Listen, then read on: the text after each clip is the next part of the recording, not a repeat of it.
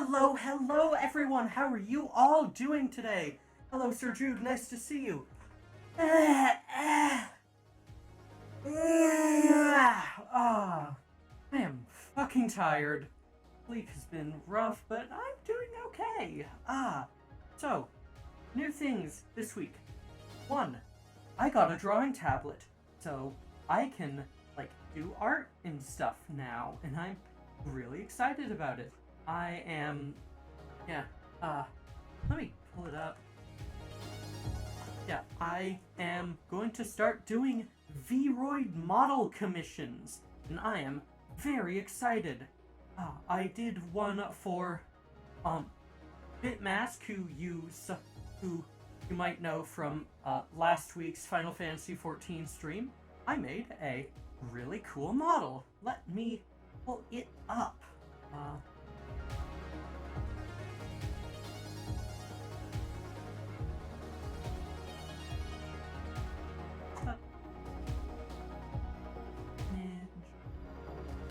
Image.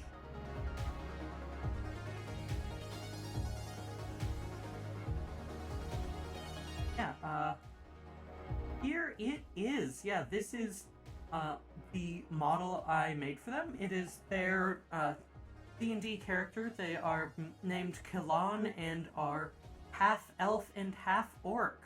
And I'm really happy with how the model came out. It looks amazing. And not only is there that, but I took the liberty of giving it some extra expressions and such. So there's a blush one like I have, but still need a MIDI controller to wire up to. Yeah. Very excited about starting to do VOD stuff. I'm really happy with how this model came out. It looks amazing. And yeah, so yeah, very cute. I know, right? I'm so proud of it. Yeah, if anyone wants a VOD model, just for watchers and friends and stuff, for the time being until I get a proper price sheet out, I am pricing them at pay what you can. So basically I'll make sure that it's within whatever budget you've got, and I'll make a model for you. Beyond that, what have I done this week? Okay, so media stuff, because I like talking about the anime and manga I've watched and read recently. So, we're entering that time with anime where I call it the hell period, where everything's ending and nothing is beginning. So, this week we just had the season finale of ReZero. Next week we're having the season finale of, fucking Eurocamp. Yeah.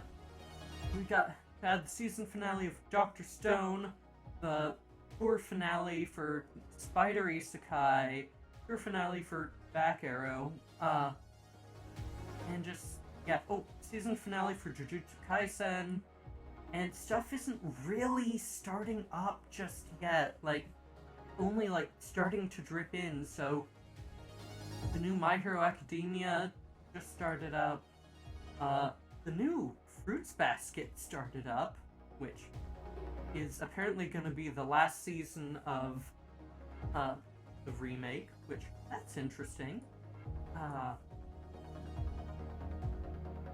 Anything else? Other Side Picnic wrapped up. I really hope it gets a second season, but I'm probably just gonna read the manga instead because it's more complete. Okay. Things coming very soon. So let's see, double checking. Zombieland Saga starts on April 9th. Irma-kun, April 17th. What else is there to check out? Ninazanon is on the 2nd, okay. And for,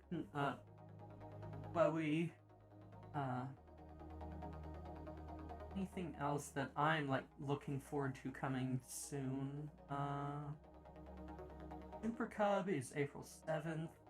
Yeah. Ah. Oh yeah, and very importantly, very, very importantly, the new chapter of Mayurmashita Iruma-kun that dropped this week. Oh, it's good.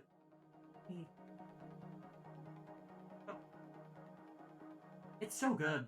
It is so very good. Like, just, holy shit. Oh, my god. Like, it may seem like I'm freaking out excessively, but I'm not. It's good as hell. Oh, I cannot wait for the next arc. It's gonna be so fun.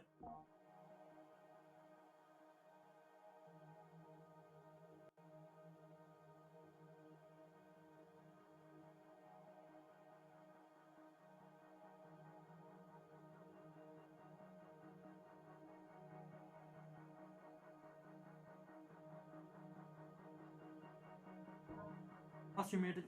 Thank you. Yeah, I need to figure out why voice mod has started doing that. Yeah, in any case. Yeah, I'm going to be, yeah, progression is always nice to see for any story. Yeah, yeah. In any case, it is gonna be,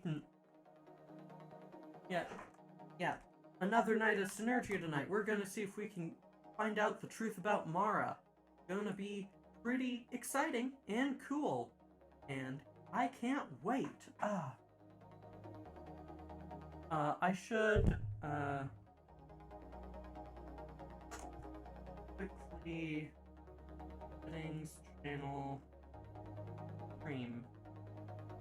Flag mature content because, yeah, there is mature content in Synergia. It's not like, I mean, like, just, I will be covering it up, but yeah, okay. Let's get going.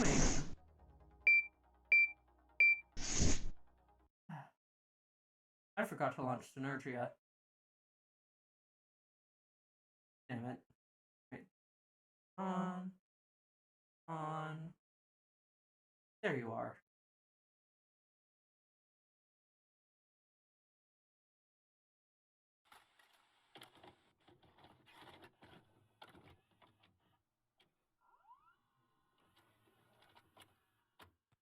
This opening is so stylish, honestly. It's great.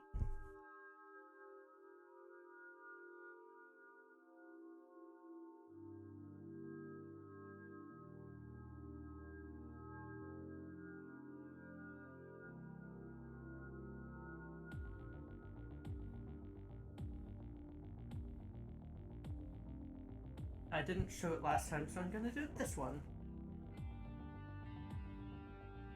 Just like, it's dripping with so much style.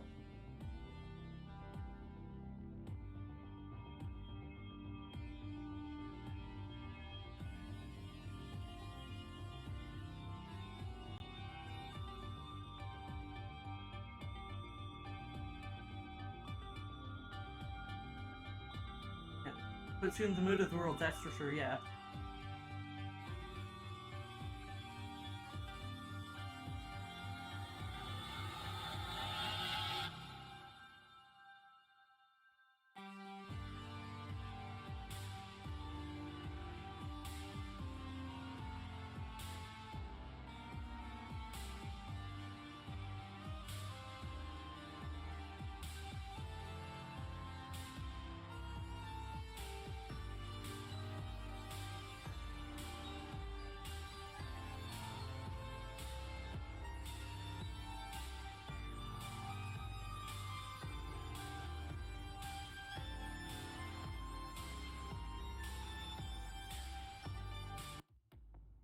Ah, shit, I accidentally bumped spacebar. Oh, fucking well.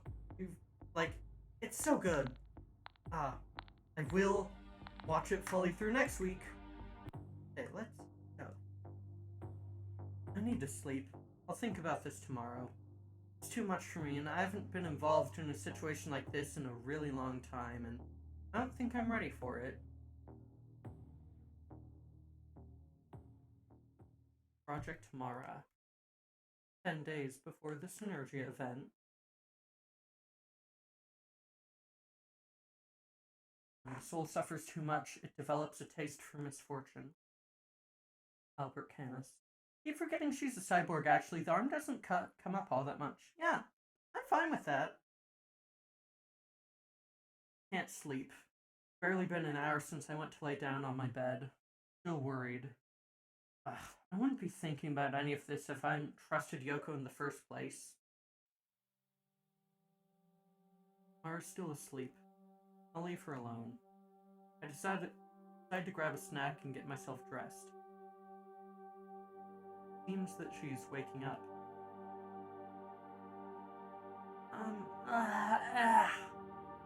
Good morning. Good morning. Is something wrong? Eh? No, nothing. You want some breakfast? No, it's still dark. Why are you up at this hour? I can't keep this up. I need to know what's going on. Something came up at work. I'll come back soon. Sunday, come back to bed. It's my job. Go back to sleep. Laura plops down on the futon again and closes her eyes. Perfect. I rummage through my desk until I find my old Velta pass. I hope it still works. I leave my house and take a train to the police station. I get in from the parking lot so nobody notices me, and head to the armory. The guards are quite drowsy. They recognize me, but they don't bother to ask what I'm doing. I take one of the thermoptic camo outfits and head over to Velta's laboratories. It's raining. This outfit isn't as effective in rainfall. I need to get inside. Ooh! Trucks seem to be constantly getting in and out, so I sneak in once they open the gates. 2 guards are going to pass by the metal detector. I need to wait until they do. So, one of the armored trucks that left the lab was attacked by some sort of terrorist group. Thing is, police went there and, get this, now there's rumors floating about that they were all carrying and there's rumors floating about that they were carrying child androids. Hey, are you trying to get us fired? That's a load of shit. I don't believe it. But they don't ever allow us to see what's inside the trucks. Don't you think it's kinda fishy? By the way, loving the P90s these two have. No. I just know that Velta's into some really shady stuff. Then there's that other thing. What kind of terrorist group has enough power to actually attack a Velta armored truck? They usually have a bunch of escorts.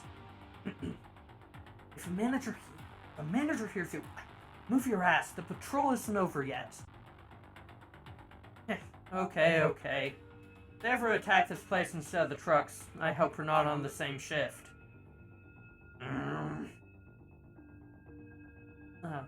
Once both guards get out of my way, I finally get a chance to sneak inside the plant. I know the facilities pretty well, so I know exactly where they keep stuff they'd rather have hidden. Right, yeah, you did work at Velta previously. I make my way downstairs until I reach the bottom of the building. An elevator's doors open and a group of guards emerge. Yeah, security down here seems to be tighter. Hello there, cutie. How are you? I'm doing good, Mikro. It's good to see you. I follow the guards until they reach a wall with a computer. They turn around the corner, but stay put. I make sure nobody's around and swipe my card. It works! Oh god. I love how lax places are about, like, access keys and cards and such. It's frankly hilarious. Like, that's a thing that happens, like, IRL too.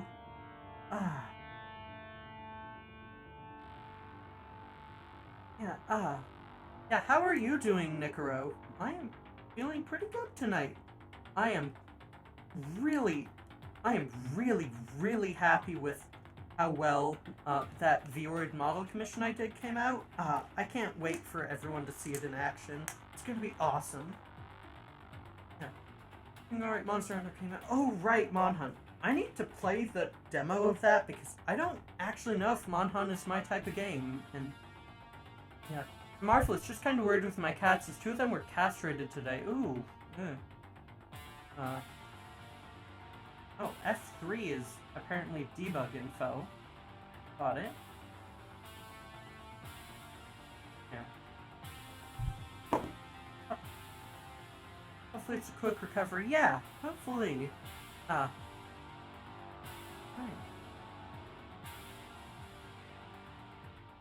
It's pitch black, so I access the computer and turn on the lights. I have a lot of files here. Oh, that's a thing I need to cover up.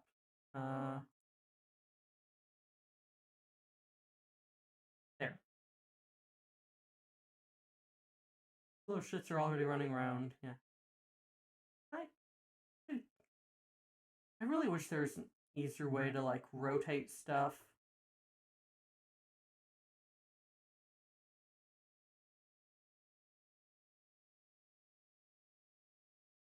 Okay.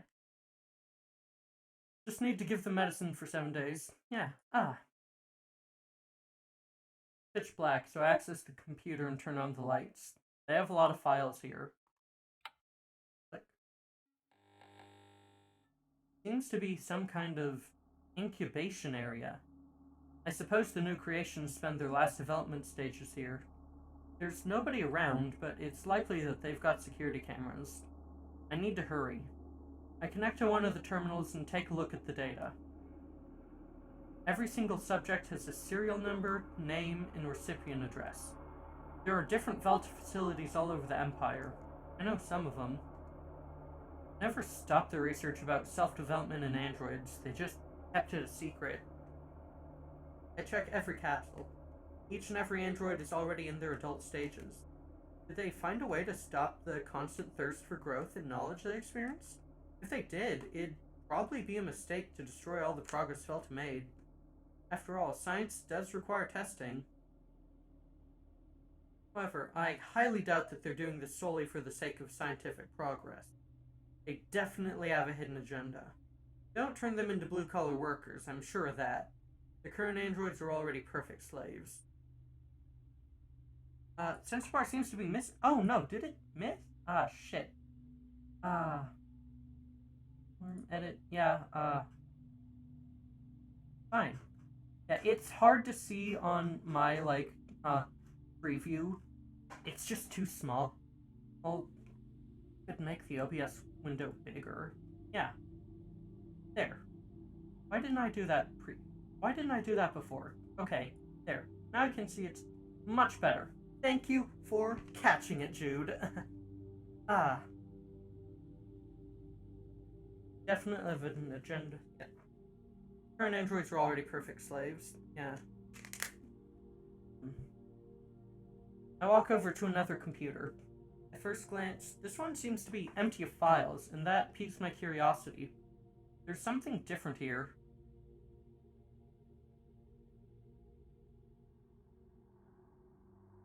Welcome to Veltaland. Okay. Mara project data.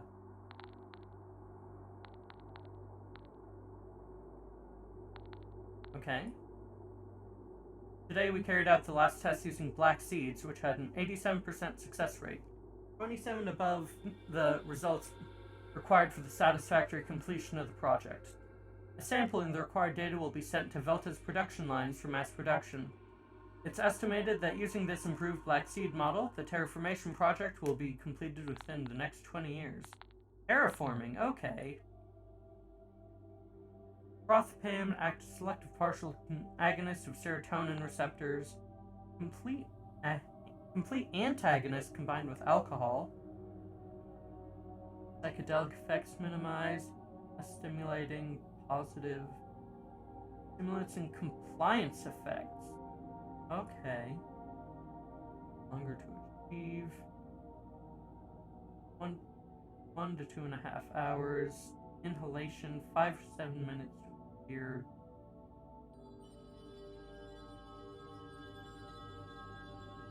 Reduction in fatigue. Longer number of hours without sleep. Hey, this is the drug that, Scylla takes. Okay. Compliance effects. Got it. Calico project classified successful. Not all subjects, only ones who have fullest capabilities. Genetic code. Regeneration at cellular level of tissue, organ, structure, whole body. Structural and physiological shape changes. Hormonal control modification. Voluntary activation of genes and modulation of DNA transcription. Release of super fast acting testosterone. Transition between type 2D and type 2A muscle fibers. Learning in muscle tissue. Coordination. Redistribution, transformation of proteins and fats. Voluntary reinforcement of bone density and tissue structures. Body found subjects of the Witch series. Okay. Got it. Data, research Witch project, transferred to work on Teleco, more promising, ladder cancelled. Chrysalis. Revival project Chrysalis. Semi-organic bodies. The Synergia project. Okay. Moving the information from a human brain rather than copying it, keeping consciousness intact. Neurons transplanted, levels of cell regeneration maintained, new brain prevented from aging. Okay.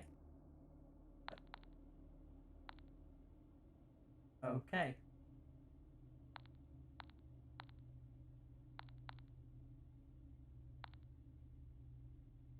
Like all we can do here, so log out.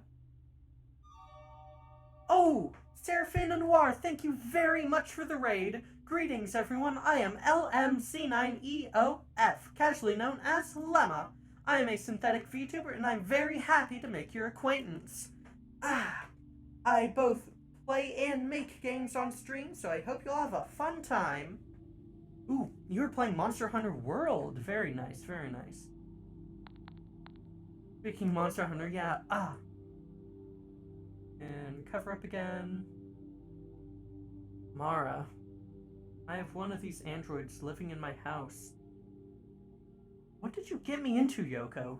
Other than that, I can only find some information about their hardware. Nothing that proves they're the same Mara I already know. I hear a noise behind me. You're telling me the lights turned on by themselves? Yes, and you can check the security camera feed if you've got any doubts. I hope the androids didn't have anything to do with it. Whilst they leave the door open, I take the opportunity to sneak out of the room without anyone noticing, and take the same path I used before to exit the building. Instead of going back home, I head to Yoko's shop, still wearing the camo outfit. I can...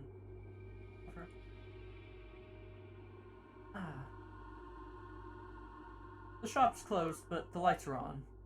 I walk closer and slam on the shutters until Yoko rolls them up and lets me in.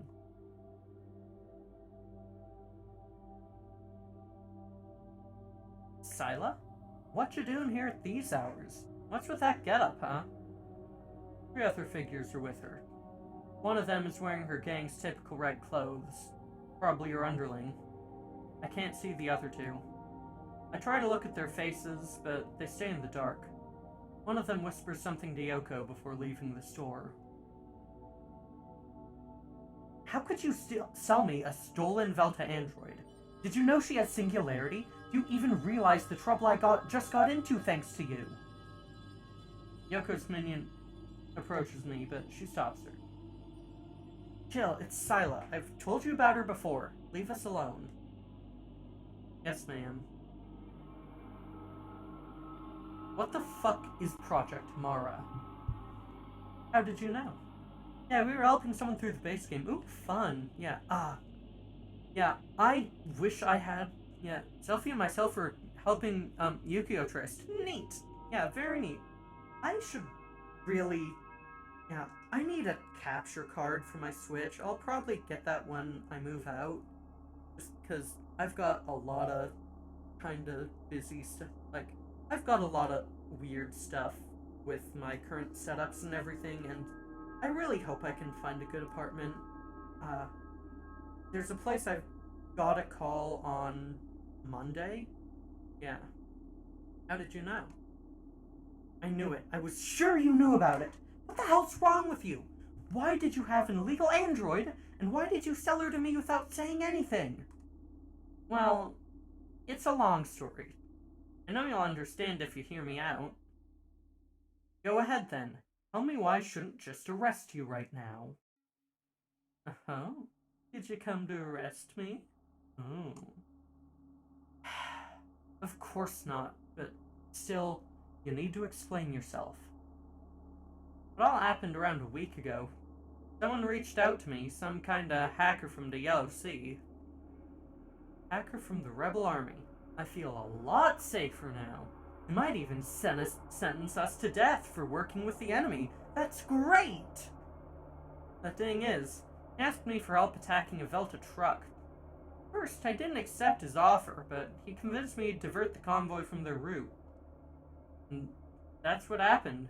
The attack went good and we stole 4 androids, I looked around the truck and they were carrying pods with androids inside.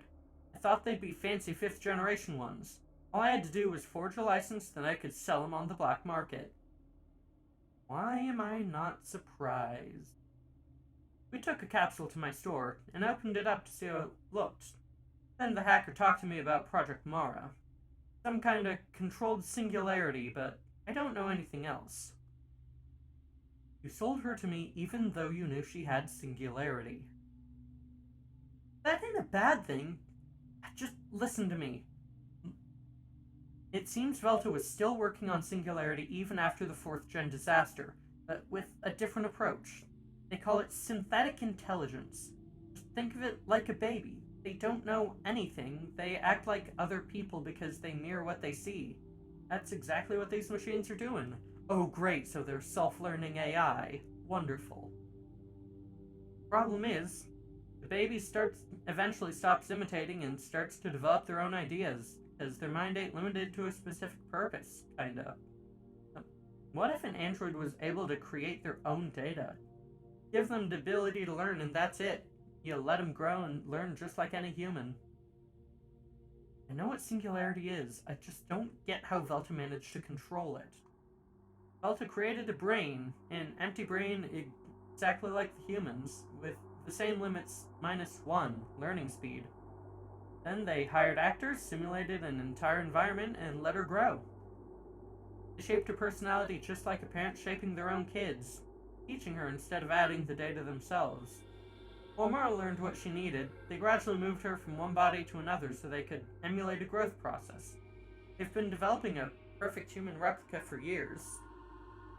Mara's memories weren't implanted in her brain, but are actually hers?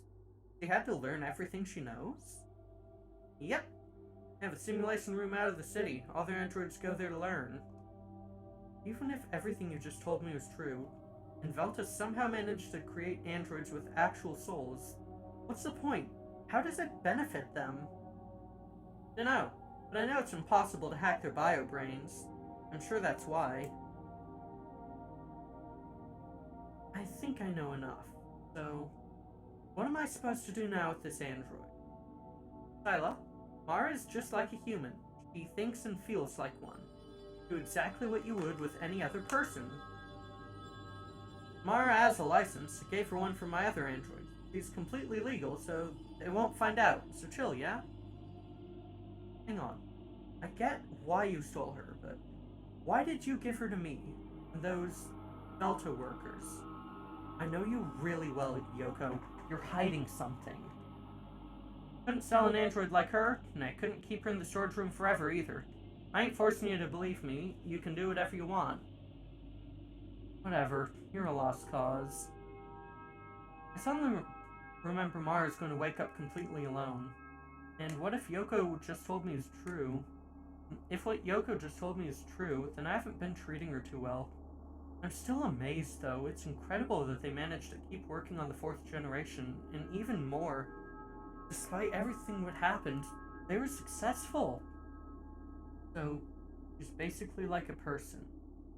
Yep. Anyway, what are you gonna do? You mind if I stay in your place tonight? What about Mara? She can take care of herself. I just need some time to think about this, and I don't think I can do it here. You've still gotta fix her fucking ear, Scylla. You've gotta fix her ear, come on. Sure, she'll leave you alone if you ask her. Please, Yoko. Let's go home then. It's about time to close. Yoko lives right above the shop. You just need to take some small stairs and walk to the building located on top of the store. You take an elevator. It's huge and definitely top of the line. We arrive at her apartment. It's about the same size as mine, but definitely nicer. I won't wear pajamas. Yoko's are way too small and feel tight on me. Besides, it's been a while since I was able to sleep in the nude. Oh boy, I'm gonna need that sensor bar more.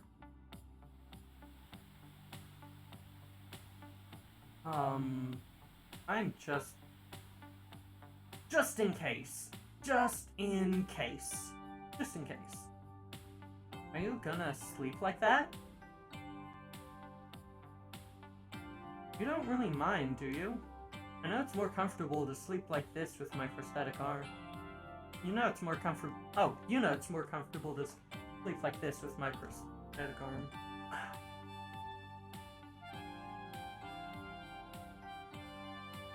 I don't mind.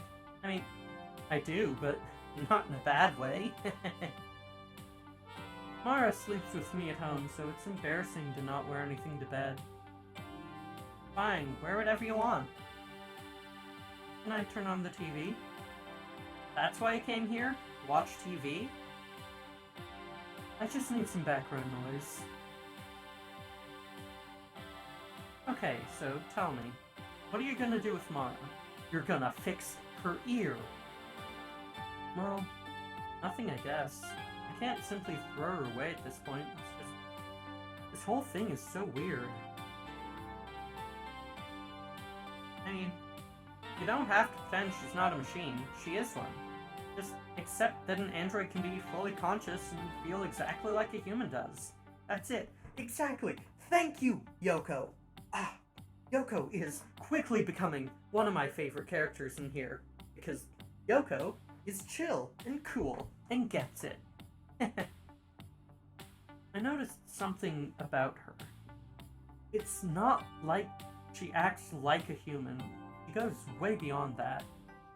Well, Mara's probably the first android with actual feelings in human history. It's normal to find it weird. We don't know what's going on in her head. It's incredible that Velta managed to run those experiments in secret for so long. I'm glad, in a way. You and your twisted moral sense. You're not one to talk. I'll remind you that you aren't exactly a model citizen. What I mean is, if Mara's actually part of the latest generation of androids, pretty much human and with a controlled singularity, in the end, maybe all those experiments were really worth it. That's what I've been saying for years. You finally agree with me. Creating an android with a soul seemed impossible just a few years ago. Even now, you'd find it hard to believe if it weren't for the fact that I live with one. And she ain't gonna be the last one. You always talked about how everything would change in the future. Did you forget about it? Yes, but you know what happened after they prohibited any advances? You know what happened after they prohibited any advancements in singularity research. Thought we'd never see an android with actual feelings. I was wrong. Now that you finally accepted it, please take care of Mara. I gave her to you because I knew you'd keep her safe. It wouldn't surprise me if Velta was looking for her. Fine if you take her outside, or even if they see her, but if something strange happens or they try to take her away, give me a call. Fine. You know, I miss sleeping here. It's been a while since the last time I came. We used to spend a lot of time together. We used to do so many things together back then. We used to do so many things together back then. You haven't changed at all. So, here's the new victim of your urges. I doubt Mara's into it. You can do whatever you want. She's anatomically correct, in case you didn't know. Who knows? Maybe she even has a crush on you. Come on, don't be stupid. Poor thing lived with the same fake family her whole life, you know. I wouldn't find it weird if she fell in love with her... with her sweet, airy mistress. I wouldn't read that if it wasn't Yoko. Whatever.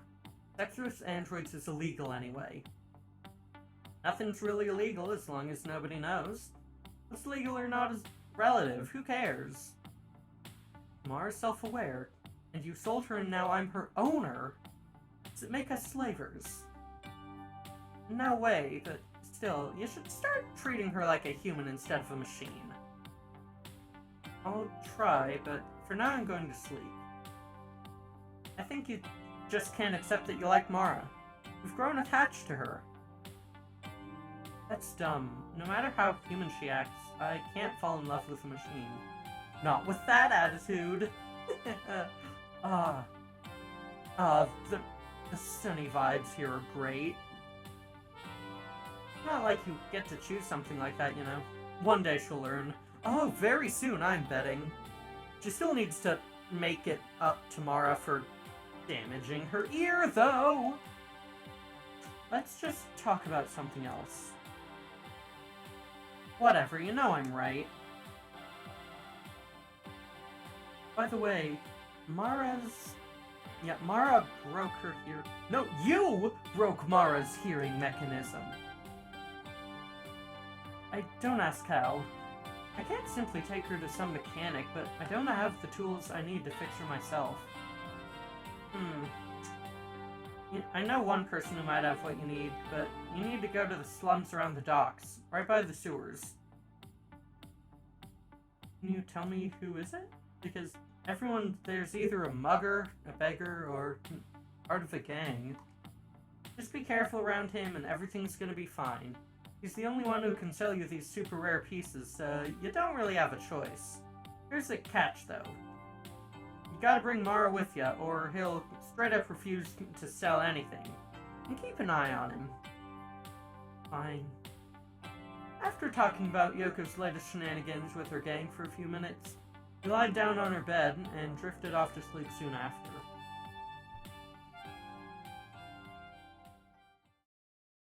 Blood. 9 days before the Synergia incident. Every existing thing is born without reason, prolongs itself out of weakness, and dies by chance. Jean-Paul Sartre. Gone already. Yoko invites me to stay for breakfast, but I decide to head home instead. I hope Mara's okay. I feel bad about leaving her alone, but I needed time to think things over before I could spend more time with her. If she actually feels something, then I don't want to treat her like a machine.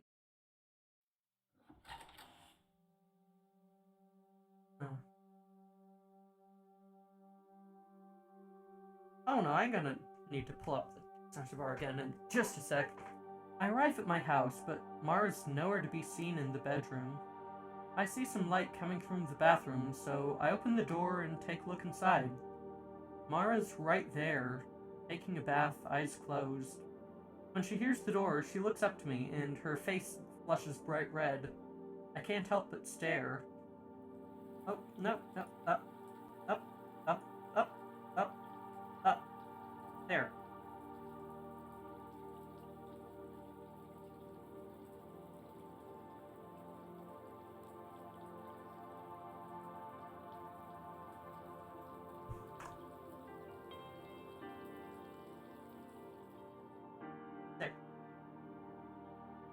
What are you doing? Get out!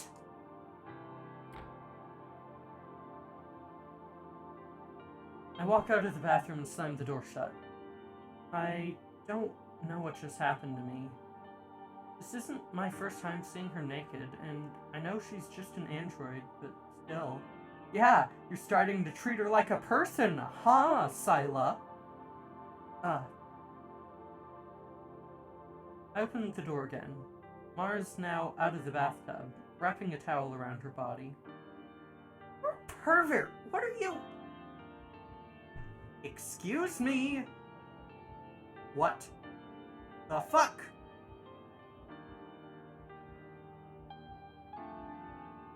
There. Fine. If you're gonna do that...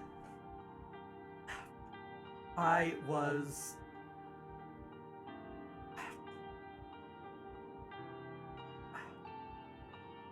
Your page.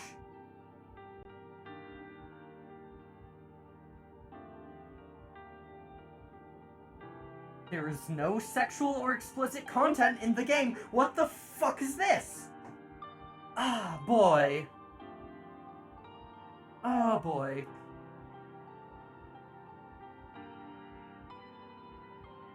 I walk up to her, almost as if something was pushing me. I can feel my heart hammering wildly. My arm reaches out to her, and I rest my hand over her chest. Mara drops the towel as soon as she feels my touch. She's warm, and I can feel her heart beating. Everything about her just seems so real, so perfect. I look up, right into her eyes. Everything in the world apart from us vanishes as I stare into them. I felt this before. No, I already learned my lesson. It won't happen again. Can't let it happen again.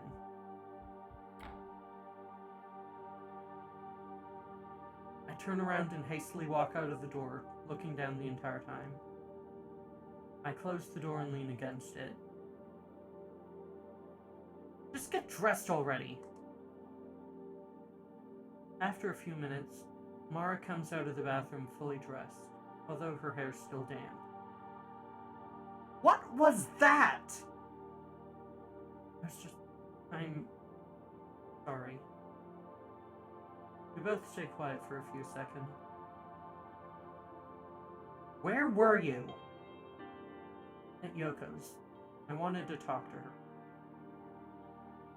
We don't dare to look into each other's eyes until a few seconds pass. I was worried. I'm sorry. Hey, there's something I need to tell you. What is it? It's about your past. You're completely aware that you're an android. How'd they explain it to you? Mara relaxes and lets out a sigh at my question. It seems like she's almost disappointed. Dad told me. He gave me this long story about how I was different to humans. And they didn't say anything about you being a special kind of android? No. Am I? I could say you're rare, and it wouldn't be nearly enough to describe you. You're unique.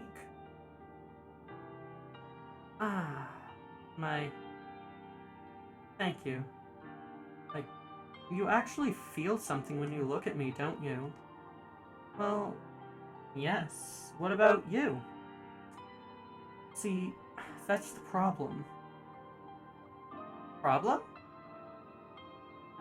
I mean, it's not an actual problem. What I'm trying to say is that other androids don't feel anything, ever. Oh, you're talking about that. How do you know? I've talked to plenty of androids, and to me it seemed like they could feel. A lot of them, actually. They just emulate it, but they don't actually feel anything. But you actually do, I think. Okay. Okay. Why the fuck do you care? Why the hell do you care if emotions are emulated or not? Okay, I'm sorry. This is... Oh, this is a pet peeve of mine.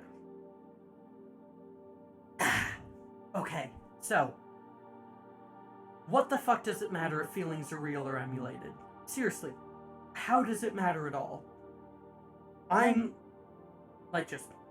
This hits close to home because, as I've said a few times, I am autistic as fuck. And I have a lot of trouble expressing emotion or, like, really feeling it. I've had a couple breakthroughs with that in the past year, but, like, so much of my emotion has to, well, be emulated because I can't fully feel it on my own, and that doesn't make it any less fucking real. It's like, I still feel those things. I just have to exaggerate them to express them. Like, I'm emulating emotions. That doesn't... it just drives me up the fucking wall when anything says that robots or androids can't have emotion. That's not how it works. Like, fundamentally, all emotion is fucking emulated. You trust the chemicals in the brain to, tell you that they're chemicals. Like, all our knowledge about the brain is fundamentally built on things we can't empirically prove. We just know them to be true because they're what we feel, and you can't make that fucking judgment for anyone else. Sorry. I'm sorry, this is a big pain point for me. God. Yeah, if I catch anyone saying that anyone's feelings are emulated, then they're gonna have to catch these fucking hands. Does it really matter? Exactly! Mara, look! Mara's with me on this. It doesn't fucking matter. Of course it does. It's what sets humans apart from mindless, soulless machines. Still, I don't think it really changes anything. It changes everything. If somebody forces you to make a choice, then it means you didn't really make it yourself, so it's basically a lie. Kind of, but that's not what emulated emotions are. Yeah, that's a good point, but, I just don't like it. It's a good point, but it sucks. Fuck it. I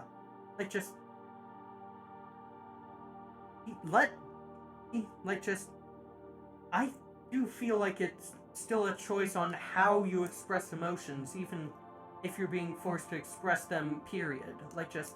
There's still a choice there. Either way, I'm glad that you think I'm special. My stomach grumbles. I completely forgot how long I've gone without food.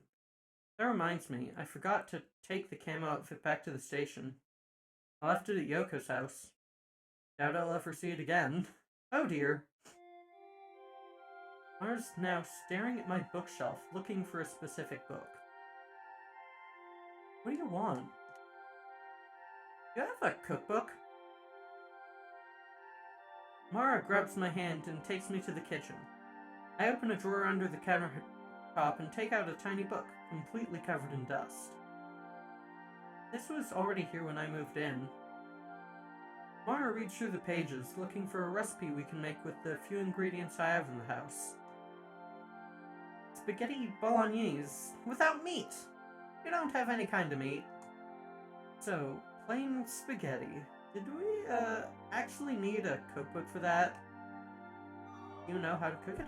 Ooh, whoa! Hello, welcome, raiders! Thank you, Acton Shakespeare, for the raid! Greetings, everyone! I am LMC9EOF, casually known as Lemma! I am a synthetic VTuber and I am very happy to make your acquaintance. I both play and make games on stream, and I try to keep a cozy environment, so I hope you all have fun. Got to the ending, but then I choked. Oh. Ooh, you were playing Nier Automata! I still need to play that, what the fuck? Yeah, good to see you. Hello there. Weird that I'm not getting monitor feedback for raids or anything, but oh well. It's specifically with just raids, which is the interesting thing. Yeah, raid glitches be funky sometimes. Yeah, it's something with my Streamlabs setup on OBS's side or whatever. Yeah, wow, 2 raids. That's, a lot. I haven't gotten any raids in ages. Thank you so much for coming. Do you know how to cook it? No, not really. Elaine always cooked for me. We grab a cooking pot, the only one I have, fill it with water, and put it on the... Ooh!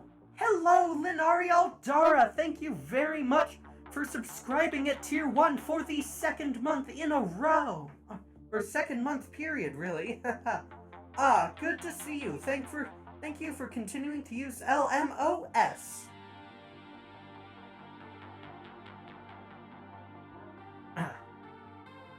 We grab a cooking pot, the only one I have. We fill it with water and put it on the stove. After discussing for a bit about how high we should set the heat, we opt to bring the water to a boil with the noodles already in. That's not right. Now what? Do you know how long it takes? Oh, thank you for all that, Pats Linari.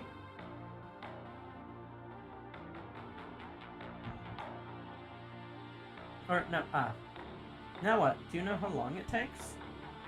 The recipe says we have to wait until the water boils. Wait, let me show you something. It'll be ready once we come back. This is not gonna turn out well.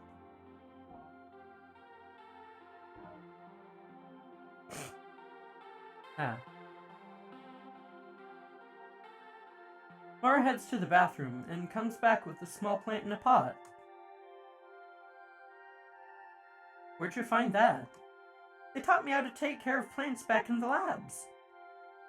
Where'd you get that pot? I stole it, but it was for a good cause. Mara! Mara, I love you. Why would they teach you gardening? I don't know, but they gave different lessons to each and every one of us. How were the other androids? My siblings? Well, I didn't know them too well, but I know some of them just went out for walks and chats, while others learned to use weapons. And then there are the ones that left the facility every week, but they never told us why. Mara decides to check on the food. I can hear her yelling from the kitchen. It's burning! I quickly turn off the cooker and move the cooking pot away. I try to take the noodles out of the pot with a spoon, but I fail miserably. They're stuck. Could still try to eat the noodles on top. Grab whatever we can salvage and dump it in a strainer. Mara serves 2 plates. Cleaning up that pot's gonna be hell. I'd better leave it soaking. That's it? Completely plain? Oh no. That's it? Completely plain? You don't have any cheese, nor tomato sauce. Your kitchen makes me sad. Could have ordered a pizza. Lane always bought whatever ingredients you needed that day. So, you're going back to work tomorrow? Are you going to be out all day? Yes, but I won't stay there for a whole day. They only pay me for 4 hours a day. I work more because I don't have anything else to do. I'll come back as soon as my shift ends. Aren't you afraid of being fired? They haven't fired me yet, so I doubt they ever will. And if they want to, then so be it. When did you turn so callous? Always have been. Alright. God, I love this smile. It's so good.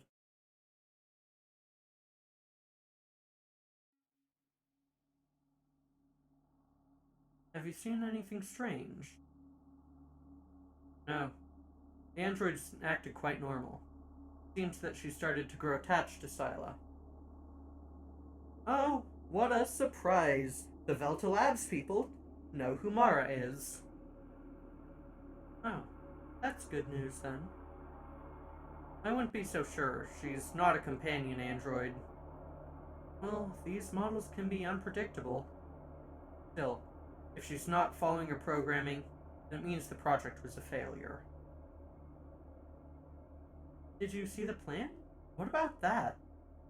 Something there. I know. It's interesting. Maybe the android simply considers Scylla her safest way to survive. I doubt it. If only we could access the other ones. Boss said we can't. We just need to keep watching for now. Understood.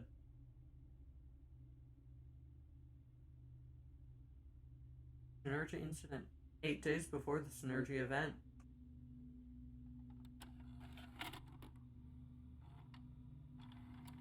Scylla woke up with yelling once again. Can I get the microphone signal? I'm on it. Scylla! Did you have the same dream again? Are you okay? I'm fine. Don't worry about me. 6 days before the Synergia incident.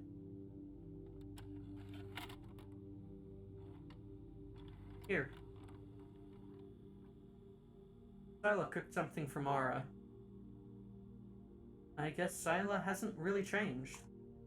Do you think it might happen again? What happened over 10 years ago? It seems likely. Did you make it for me? Yeah. I thought it'd be fine if I did something once in a while. Thank you. So yummy. Yeah, I'm glad you like it. 5 days before the Synergia incident. I've been talking to Yoko. I think I'll be able to fix your broken ear soon. Are you sure? I don't want things to end up badly like the last time. Everything will be fine, I promise. 4 days?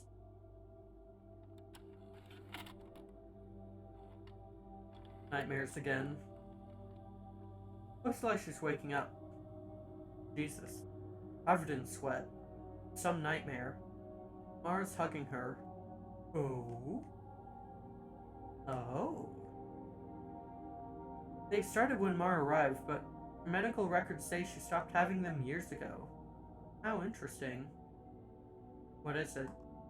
It's interesting how Mara triggered this kind of response from Scylla. Whatever. We have to meet in an hour. We have to meet her in an hour. We need to get ready. Let me go by myself today. I want to see if she's more relaxed that way. Are you sure? Yes. Make sure they let us patrol around. Get us something boring. Alright. Yellow Ocean. Perhaps one did not want to be loved so much as to be understood. George Orwell, 1984. Are you sure you'll be okay? Yeah, I told you nightmares aren't that big of a deal. Not sure if I'd ever name something Yellow Ocean in this day and age, yeah. Yeah. We'll find out about that, maybe. Why do you have to go to work so early? It's still dark. I have to do it sometimes. My shift's strange. Try to get some sleep while I'm out, okay? Fine. Mara turns around and snuggles on her blanket. I eat something, then head to the bathroom to brush my teeth. The plant has grown surprisingly big, and for all the space it takes up, at least I have to admit it makes the room livelier. Kyle and Darla should arrive soon. This last week's work have been really calm so far, although Mars kept me distracted during my entire time free.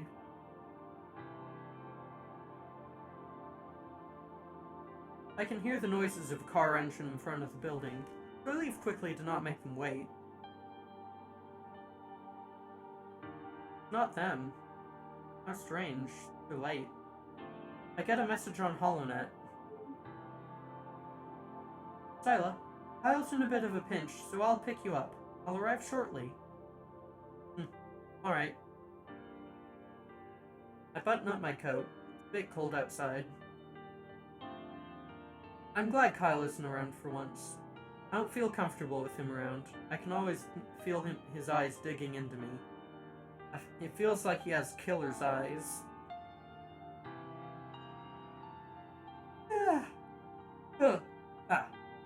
Darla shows up in the company's old car instead of the van. I get inside. The windows are foggy, and it smells better than usual. Good morning, Sila. Hello. You look happy today. Did something happen? Not really. So, scheduled patrolling? Yes, everything should go smoothly tonight. Perfect. Darla drives for a few minutes until we reach our appointed area. After that, she drives around the block, pulling over to the side every few minutes so we can rest. Cold. Do you mind if I turn on the heat? Sure. Hey, you don't really have to say anything if you don't want, but what do you think about Kyle? I know you're different from him. From him? What do you mean? I mean, you, Delta, is working with me for a reason. I know you're not here just to take care of me. There's something else I don't know. I can only tell you one thing. Trust me. Go ahead, tell me. No. That's the thing I was trying to say. Trust in me. We continue patrolling for the rest of the shift. I make some small talk, but I don't bring up the topic again. I already know she won't say anything. Still, what she said before piqued my interest. Trust me. We pull over to the sidewalk, and a figure gets close and knocks on the window. I roll it down. Psst. What do you want? You? What else? I don't have any change. Today, at the docks, I wanted to make sure you didn't forget. Yoko talked about me, didn't she? What? Wait, you know Yoko? Now that I look closer, this isn't a homeless person. It's the same commercial android I met a few weeks ago. She's just wearing a costume. I thought you wanted to fix Mara's ear, didn't you? Uh-huh. Go to the docks on the far south side of the district. Look for a scrapper. He'll tell you how to find us. Me. Come today. It's the only chance you will get. And bring her, of course. What the hell, Yoko? What kind of crap did you just get me into again? I'm supposed to meet yet another criminal. Amazing! Soon after finishing his message, the android walks to an alley where he deactivates and drops to the floor, completely lifeless. Who is that? Just a hobo. He was certainly persistent. They always are. Let's get out of here. We can park somewhere else. Okay. Don't know I'm surprised. None of Yoko's contacts are really that safe, to put it lightly. I'm calling it that, Saul. We don't speak much for the rest of the shift. Darla drops me on my doorstep. I get inside my house and change my clothes as fast as I can.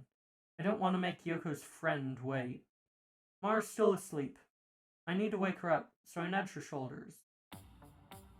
Mara, let's go. We need to get your ear fixed. She wakes up with a yawn. I can tell her eyes are making a monumental effort to look at me. Now? It's so early. I really don't like the fact that there's so many people keeping an eye on us.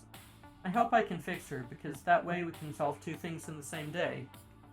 Yes. Without saying a single word, He walks to the bathroom to get dressed and ready to leave.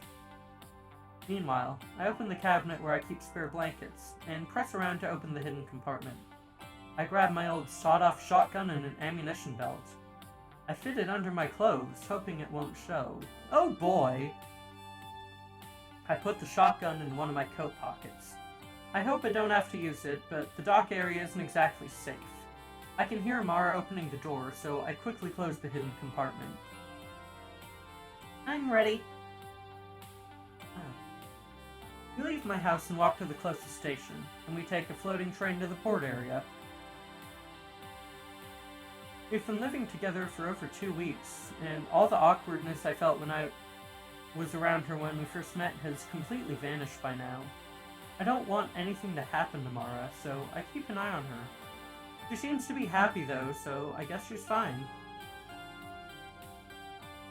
You definitely took your time to get me fixed. Fine. I'm sorry. It's hard to find spares for... I was joking. Don't worry about it. I had to wait until they could get a replacement, but the place we're visiting isn't safe at all. Near the Yellow Sea, equally dangerous and warm. It's fine. I like the sun. Also, you can trust me. I know how to take care of myself. It's not like I don't trust you. So, where are we going exactly? I'm not too sure myself. Actually, I want you to stay near me at all times. Alright. Once the train arrives at the docks, we walk through the rusty, grimy alleyways leading to the market. The locals eye us suspiciously, but I don't think it's strange. They stick out like a sore thumb. G'day, ladies. Wouldn't you be interested in getting married? If it ain't legal up there, but it ain't legal up there. But here in Old Mason Church, you can do whatever you want. Marriage isn't illegal in the Empire. But getting married to an android is. I grab him by his jacket and whisper in his ear. Go away. Go away. Forget that you saw me here. Seems like he understood my message, as he ran off down one of the alleys. We keep making our way to the far south side of the district without too many distractions, apart from the constant hustle and bustle that almost seems like it's trying to pull us apart. Mara grips my arm and manages to stay next to me no matter what. I know your life was a lot calmer before we met, but this is the best option I have to get you fixed. Are you kidding me? This is exciting! It's a bit scary, but I don't really mind since I already saw you have a pistol hidden in your coat. Oh, it's more than just a pistol.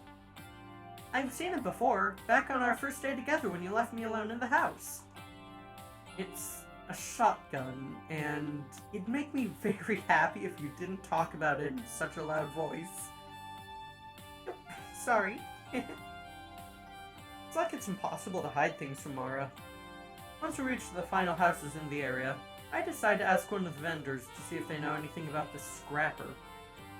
I pick one who looks the least dangerous, a grubby-looking old man surrounded by metal objects with strange shapes. They're figurines, flowers, even feathers, all made out of iron. Excuse me. Excuse me, old man. Do you know where I can find the scrapper?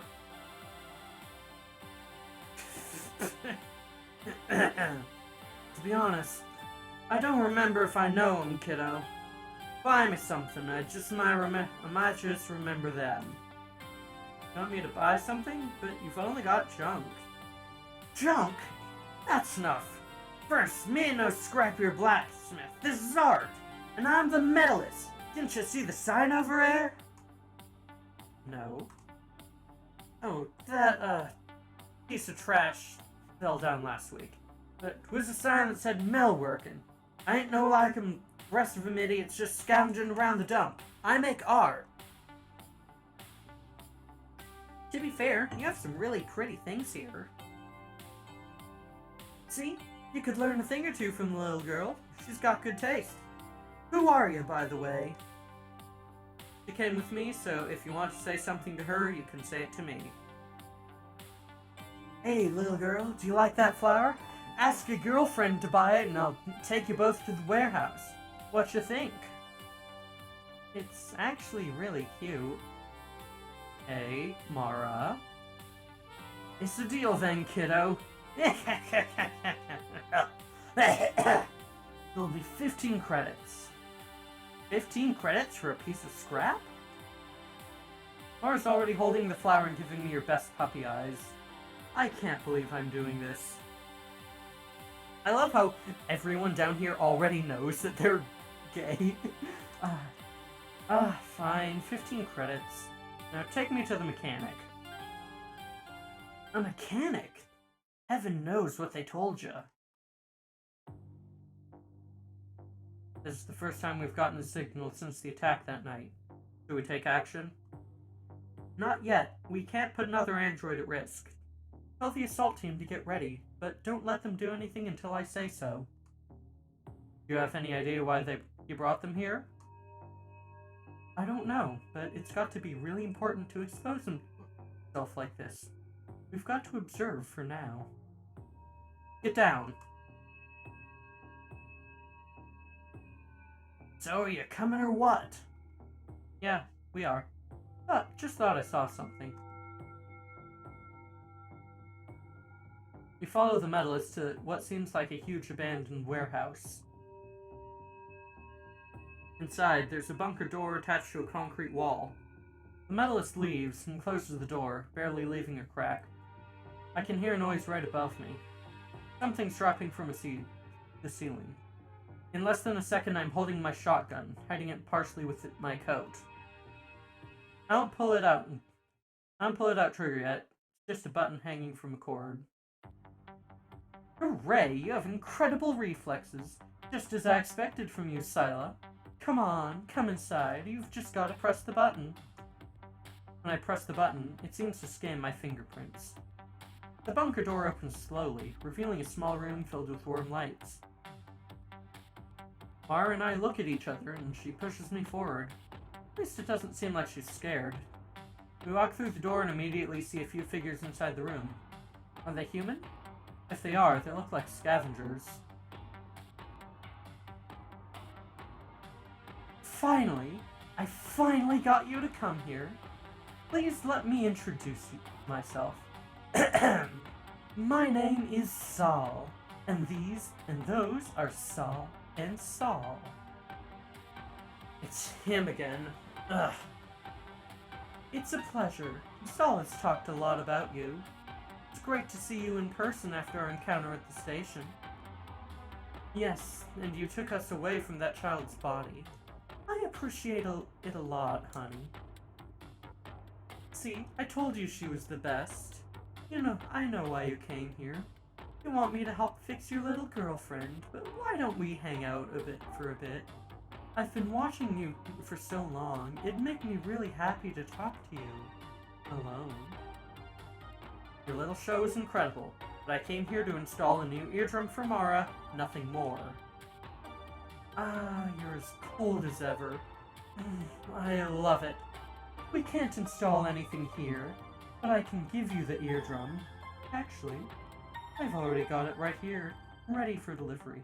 What a creep! Yeah, Jackass Hackerman.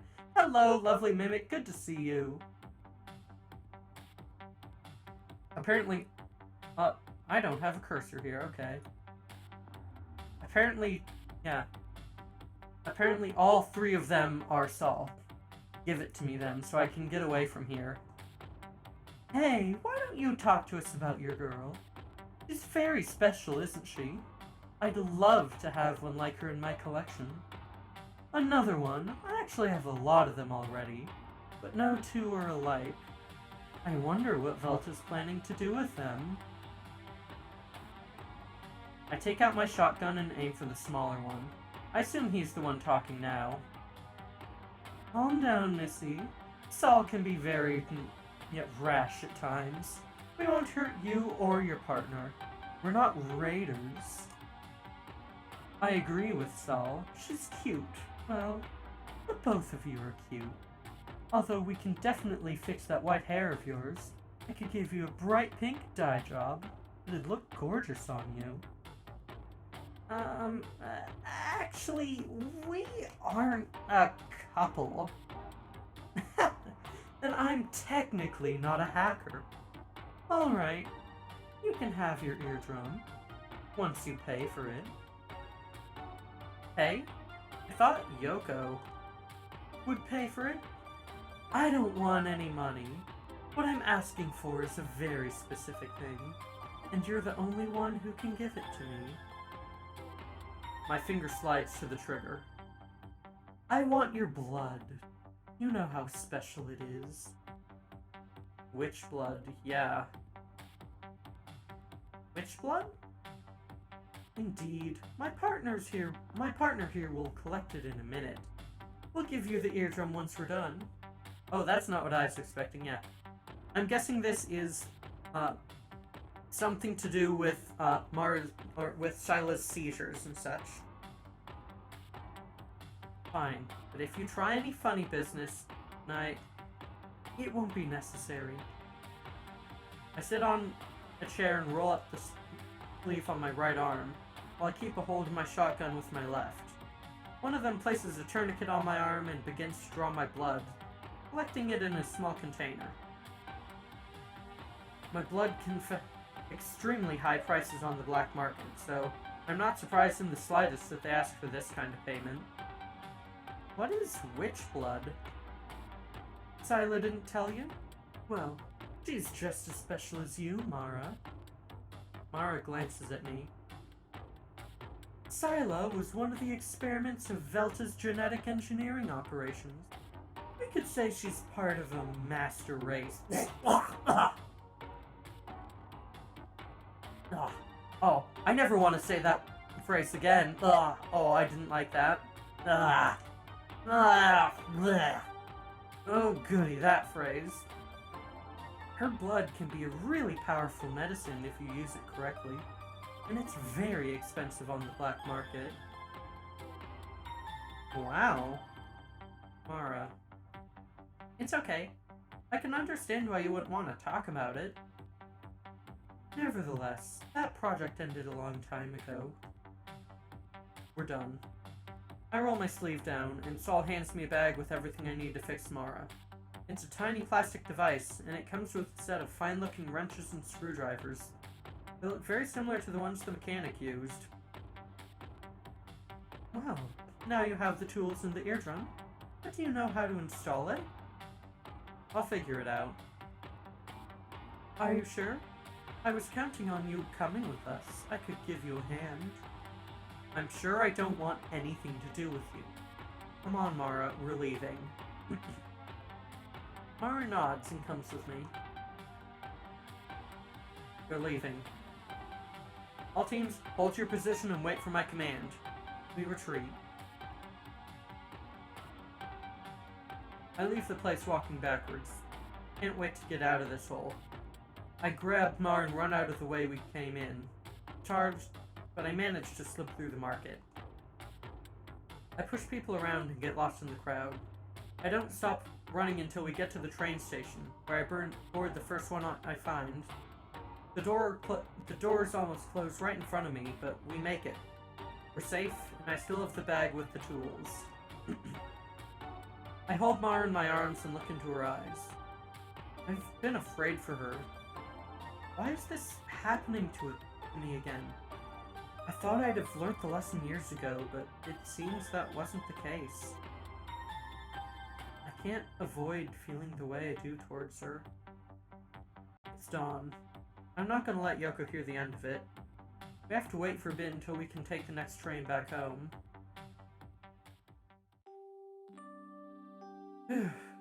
Finally left that place, huh? It wasn't that bad. I had fun. Is there anything you don't find fun? Oh, a lot of things, but this was exciting. A bit scary, though. Who were all those people? I don't know. I didn't really pay much attention. If I had to guess, though, probably some kind of illegal black market cyborgs or androids. The important thing is we got out of there in one piece, because who knows what could have happened to us in a place like that. But you're a cop. You could have arrested them. Things aren't so simple. Yes, I'm a cop, but these people usually don't let you just arrest them. There would have been absolute chaos, and it wouldn't have done any good. I can't let anyone know we were there. Besides, I don't give a damn what those hackers do. Even if I did arrest them, others would take their place. I wonder if this will make Velta nervous. I'm sure they don't like me taking Mars so close to the border. It hasn't been very wise of me to stay so close to Velta while having one of their androids. What about the Yellow Ocean? Will you take me there someday? Someday. Okay. I'm still catching my breath, but it looked like Mara's perfectly fine. She's sitting at the bar of the wagon, since we're alone inside. Now she swings her legs and looks at the floor. I wonder what she's thinking. Are her thoughts similar to those of a normal human? What are you thinking about? Well, I was thinking about how happy I am to live with you. Oh. Eh? I remember my old family, back at the laboratories. Things were fine with them, but I was stuck in the same places. I could barely leave, and I constantly felt like an object. It was nice, but felt dull. Ever since I came to live with you, I've been doing things I only knew from stories. It's exciting, even if it's dangerous. I'm glad. Her words make me feel strangely happy. I no longer feel like her owner, but more like a rescuer. Maybe it's too self-righteous, but I think I did rescue her, and now it's my responsibility to take care of her. We quickly arrive at our home. My protocells are working at full force, so I don't feel tired. Sit down, Mara. I'm going to fix your ear. Now? Okay. Try not to move around too much. Will it hurt? I hope not. Can you unplug my pain receptors or something like that? I didn't think about that. To be honest, I don't want to mess around in your head too much. You're going to have to endure the pain. Why not? I trust you. I know you can do it. I just don't want to do it, that's all. I can't bring myself to do it. I don't want to accidentally break something and change the way she works. Even opening her is scary enough. I'm going to open your skull. Tell me if it hurts. She closes her eyes, and I hope everything turns out fine. I'm nervous and my hands are shaking. For some reason, a part of me expects to see a human brain inside. I carefully separate her skin sheets with one of the tools so I can open her head. Everything is perfectly sealed, so I have to be extremely cautious to not break anything or leave any marks. The most out of context line ever. I'm gonna open your skull, let me know if it hurts. God, yeah. I finally managed to open her skull. Everything is fully mechanical, but the blood and pulsations are still there. Does it hurt? No. Great. You can relax then. If this didn't hurt, then nothing will. I think you only feel pain when something breaks abruptly. Thankfully, her cranial structure is pretty close to Elaine's. Her ear component is right on the outer layer, so all I have to do is take out whatever's left from the old eardrum and install the new one. As long as the new part's fully compatible, I shouldn't have any problems with it. How long do you think it will take? It's going to take some time. We can talk while I do it, so don't worry. I couldn't get used to listening to music with only one ear. It feels awful not being able to listen to the surround effect. I looked up the eardrum brand. It's really good. I'm even surprised they gave it to us in exchange for my blood. This ear is absolutely bugged. Yeah, no, it got broken last night. Bugged as in, like, spyware. Possibly. Yeah. Who knows? We'll find out. Oh no, it's a listening device. Yeah, I realized. Yeah. I'm even surprised they gave it to us in exchange for my blood. I hope they used it as medicine and not some kind of ritual, but I could expect anything from someone like Saul. What if they used the eardrum to spy on us? Does it really matter? I think they already do so, and I'm pretty sure they were being remotely controlled. Probably very far away from here. Yeah, oh hey. Yeah, basically we're already being spied on, so what does it matter? Have you thought about why Saul is so interested in you? Heaven knows. Probably just some pervert. You look too young for a pervert.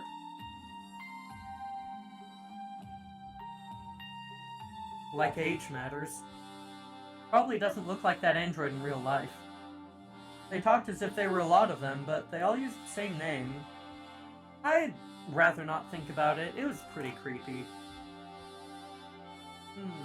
Hey. Will you really take me to the Yellow Ocean one day? You've mentioned that a bit. Why do you keep asking about it? If you want to go to the beach, there's an artificial one at the east of the district. It's an artificial lake, but it's pretty big.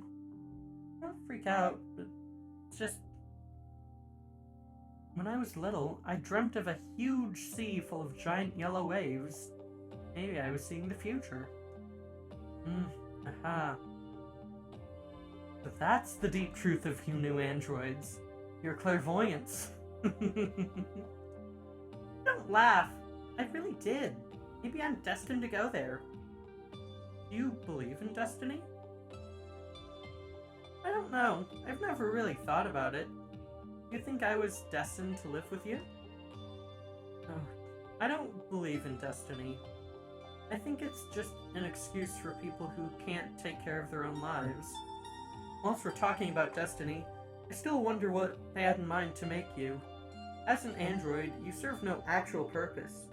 What was Velta Labs planning when they came up with you? Maybe they were just trying to create me, and that's it.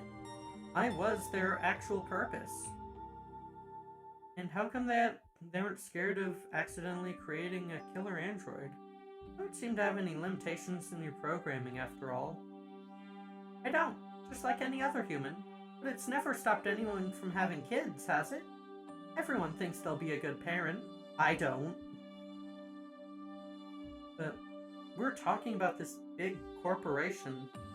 They always profit from everything they make. Why are you so distrustful of androids? You treat them horribly. I don't think you're being honest with me. Not that I don't trust androids, I can't trust their creators. And I don't treat you like crap. Not anymore, at least. I'm really sorry for being so rude back then.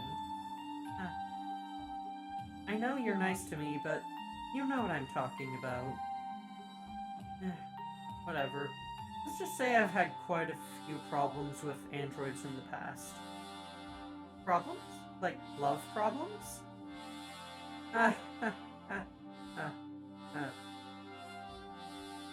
Yeah. And why was it a problem?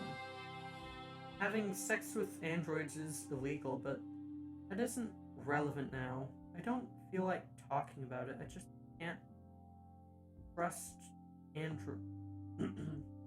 Yeah. I just can't trust androids again. They're all fake, unnatural. I know it sounds logical, but I couldn't see it back then. You're being very rude here, Scylla. You think the same about me? Well, I used to, but you have singularity, so you're not like them. Am I right?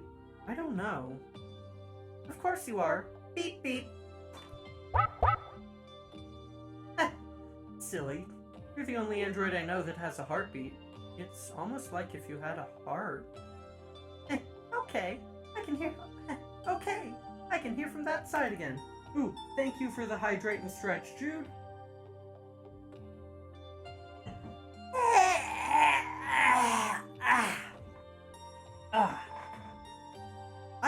I need to get a new fucking water bottle. This one's only 20 ounces, but it's got a really good, like, quarter twist, like, cap, and I ranted about it on Twitter last night when I was staying up way too late as usual, but, like, just, I can't find any other water bottle that's not a fucking $50 Hydro Flask that has such a good fucking lid.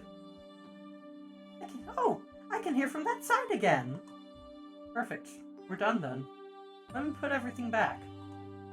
I carefully put back her skin and it adjusts perfectly, leaving no marks in sight. Mara gets up. I'm sure she's dying to listen to her music again. Before she can leave, she bends over and plants a soft kiss on my cheek. Oh! Oh! Oh! Oh! Oh! Oh, yes! Oh, that's so fucking cute! Oh my god, it's so cute! Holy shit! Thank you. Oh. After a few seconds, my brain finally starts to work again. That kiss brought back so many memories, both good and bad. Mara went to listen to some music, and now that both of her ears work, she can finally enjoy it fully again. I decide to head down to bed. It's Tuesday, so there's still a long way until the weekend. I wake up in the middle of the night, once I feel Mara lying down next to me. Did you just take my hand? I think she fully trusts me after what happened today. It makes me happy. I know I was distrustful of her, but I never thought she'd feel the same way about me. Connection. 2 days before the Synergia event. You called me, didn't you? And I heard you. Akira. Ah!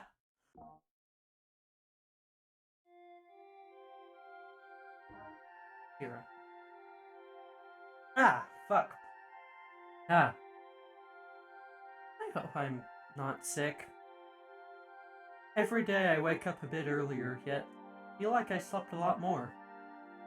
Whatever. Gives me more time to get ready. I head to the bathroom, ready to take a shower. I turn on the lights. But instead of the usual white, the room is completely surrounded in a purple glow. Mara shows up by the door. Scylla, are you okay? You were awake? Of course I'm fine. What's wrong?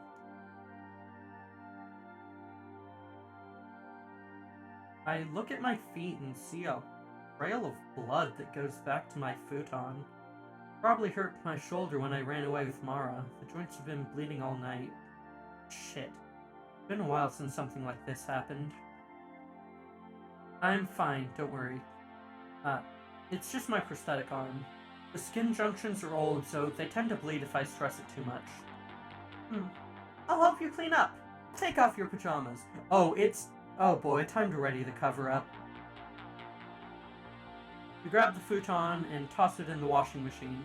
I need to take off the shirt to let Mara help me clean my wounds, much to my chagrin.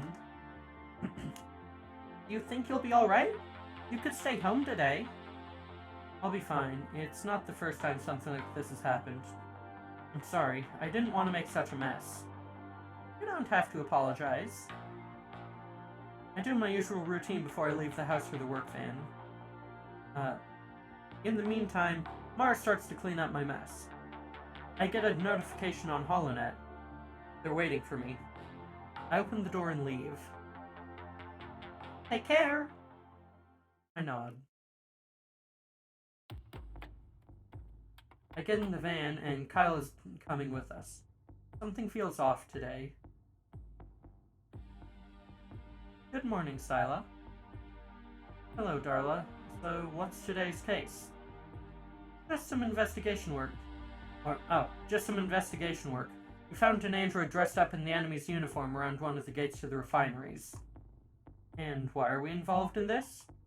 The android's got no data, and it doesn't even have a working brain. The investigation team couldn't find anything, so they want you to take a look at it. I still think this has nothing to do with us. So, how was yesterday?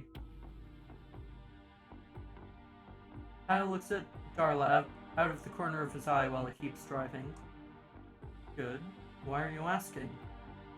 I don't know. Everything went well? Could it be that she knows what happened yesterday? Darla told me to trust her, but I wouldn't put it past them to watch me if they knew I had Mara, but if that's the case, why don't they just take her away? Everything was fine, Darla. What about you? How was your day? Great. Kyle concentrates once again on the road. The mayor ordered me to look at around the desks of every agent. They've been feeling paranoid ever since you found that 4th generation android. It wasn't exactly a 4th gen, technically speaking. Did you find anything interesting? No. But I discovered that some agents keep pornographic magazines in them. What did you expect? Magazines? That's weird. Why'd they buy those when the network's full of porn? But we monitor their search terms, don't you remember? I found a few magazines in Kyle's desk, too. Now that's interesting. Care to explain to yourself, Kyle? I mean, robot, yeah. I don't use that desk much. It probably belonged to the guy who used it before me. It was Vegas' desk. Yeah, that might explain it. We arrived at our destination. There's a few agents guarding the area, while others are inside the big sewer pipes connected to the factory. The whole place is a mess, and the android is completely destroyed and scattered all over the floor. I helped the investigation team look for any clues. I stared at the huge wall that divides the border to the Yellow Sea. It's a titanic construction. There's a scribble on top of the android's corpse. I walked closer on and touched the paint. It's mostly dry, with a few somewhat fresh patches. Did you see that? Yeah, graffiti? I don't get it. White Cat disappeared years ago. Maybe they still have a few members out there. No, this isn't like them. White Cat was known for doing huge attacks, not for beating up androids. Does the android have anything left we can use? I think Kyle was right. There's nothing left. They just beat it senseless, left their signature, and left. How vicious. Don't think we can get anything from this. What do you want me to put in the report? Tell them there's nothing left in the android and there's nothing we can do. It's probably a radical group, and another team should investigate the area to see if they left any clues. That's it? That's it? Do you have any suggestions? They don't have any cameras here, nor direct network connections. They could try to look for hairs, fingerprints, and whatnot, but this doesn't concern us anymore. Why would they do something like this? People are still losing their loved ones to the war against machines that we're losing. What I find strange is that things like this don't happen more often. This war's making the Empire move backwards. Android hate's coming back at full force, and people are revolting against mechanization. Nothing makes sense anymore. They're afraid. It's an unfounded fear. You can't avoid technological development. Thought we were past this.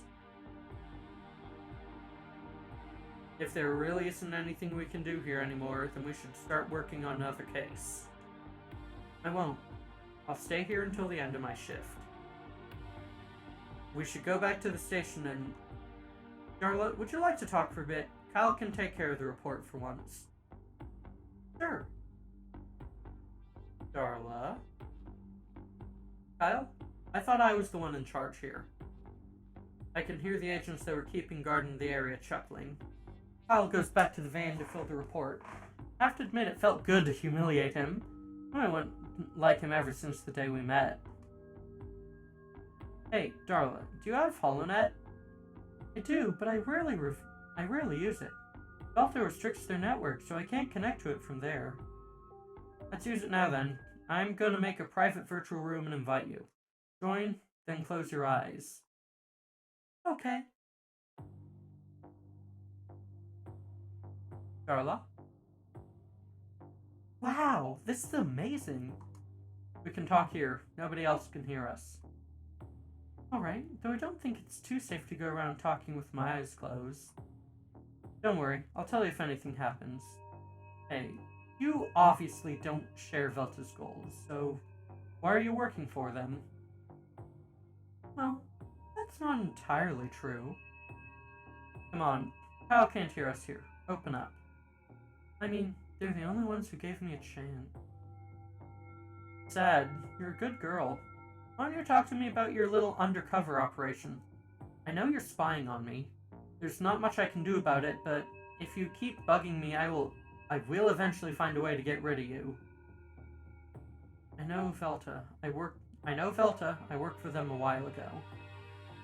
I already know that. I'm sorry, I can't say anything else. Fine. It's not you I'm worried about.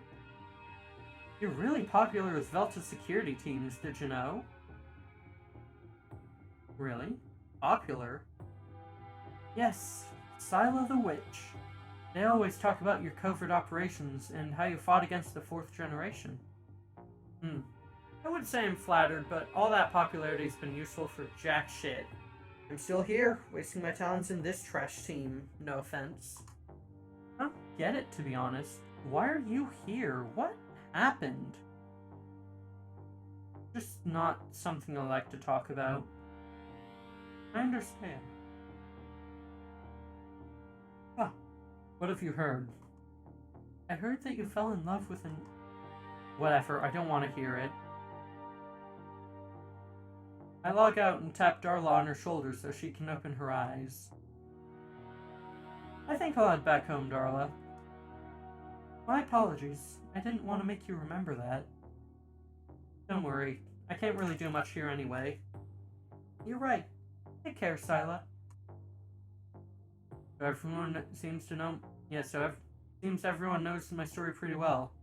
Didn't know that. Crap. I think I might pay Yoko a visit. I could use some venting. I take a train. There's only one other person inside. Their face seems familiar. Scylla? Conrad? The one and only. It's been a while.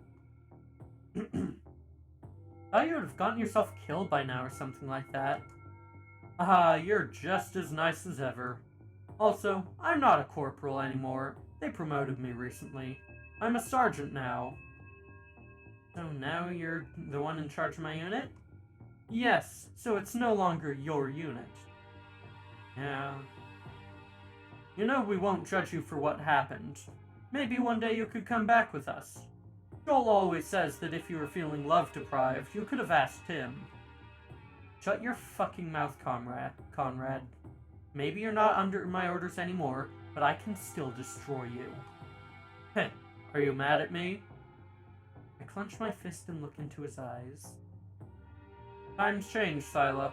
Maybe one day they'll see you as some kind of pioneer. Oh god, this guy sucks. God. So, what are you up to now? It's none of your business.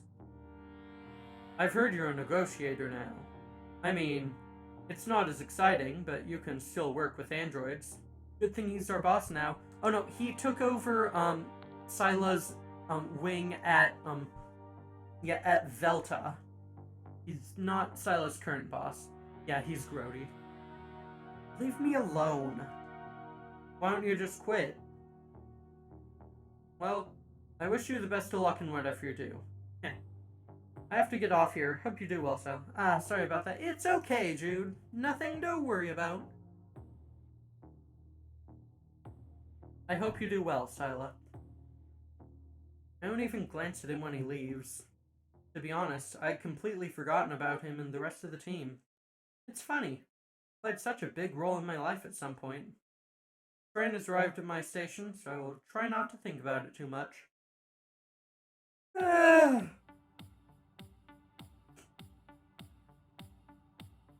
I'm heading to Yoko's store, so I walk by the shopping district. The display windows catch my eye, and once I get close to one, I see a familiar-looking silhouette. Is that Mara? Mara?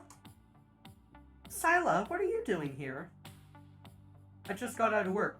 I was going to see Yoko. Ah, why? I have to lecture her about the mess she got me into. I was window shopping. You know how much I like it. I didn't know you had left work so early, but it's better this way. Told you I'd try to get out early. I guess this is how she entertains herself while I'm away. Should've known she wouldn't stay at home the whole time. It's fine. I'm not in a hurry. Can I go with you? Okay. Please, I don't care if you two argue. She deserves it. Fine. I start walking again. This time with Mara by my side.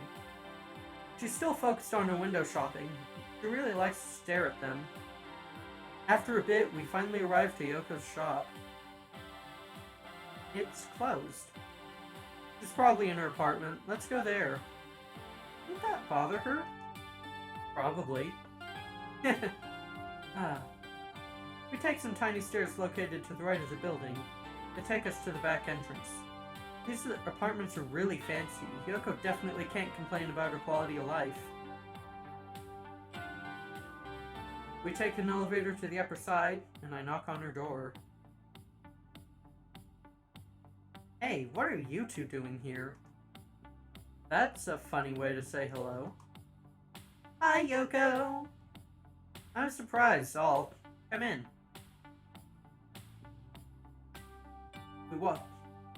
We walk into her apartment and sit down next to a small coffee table in the living room.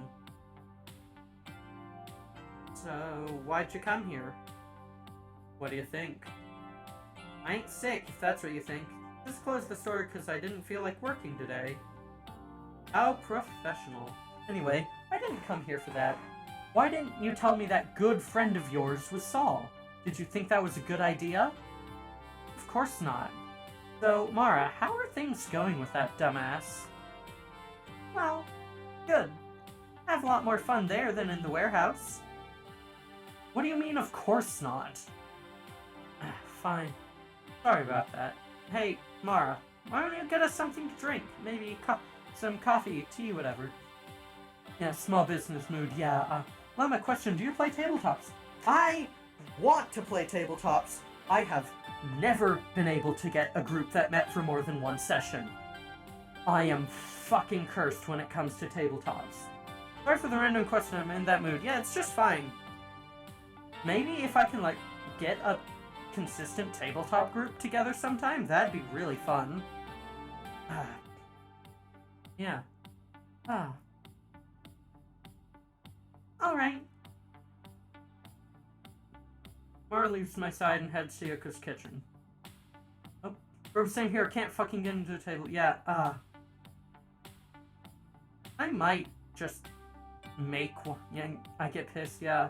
I think, I do want to, GM something, but I'm bad with I don't know how to write a campaign. Do you believe in curses, Llama? Hard in this day and age, I find, yeah. I mean, I kinda believe in curses. Yeah.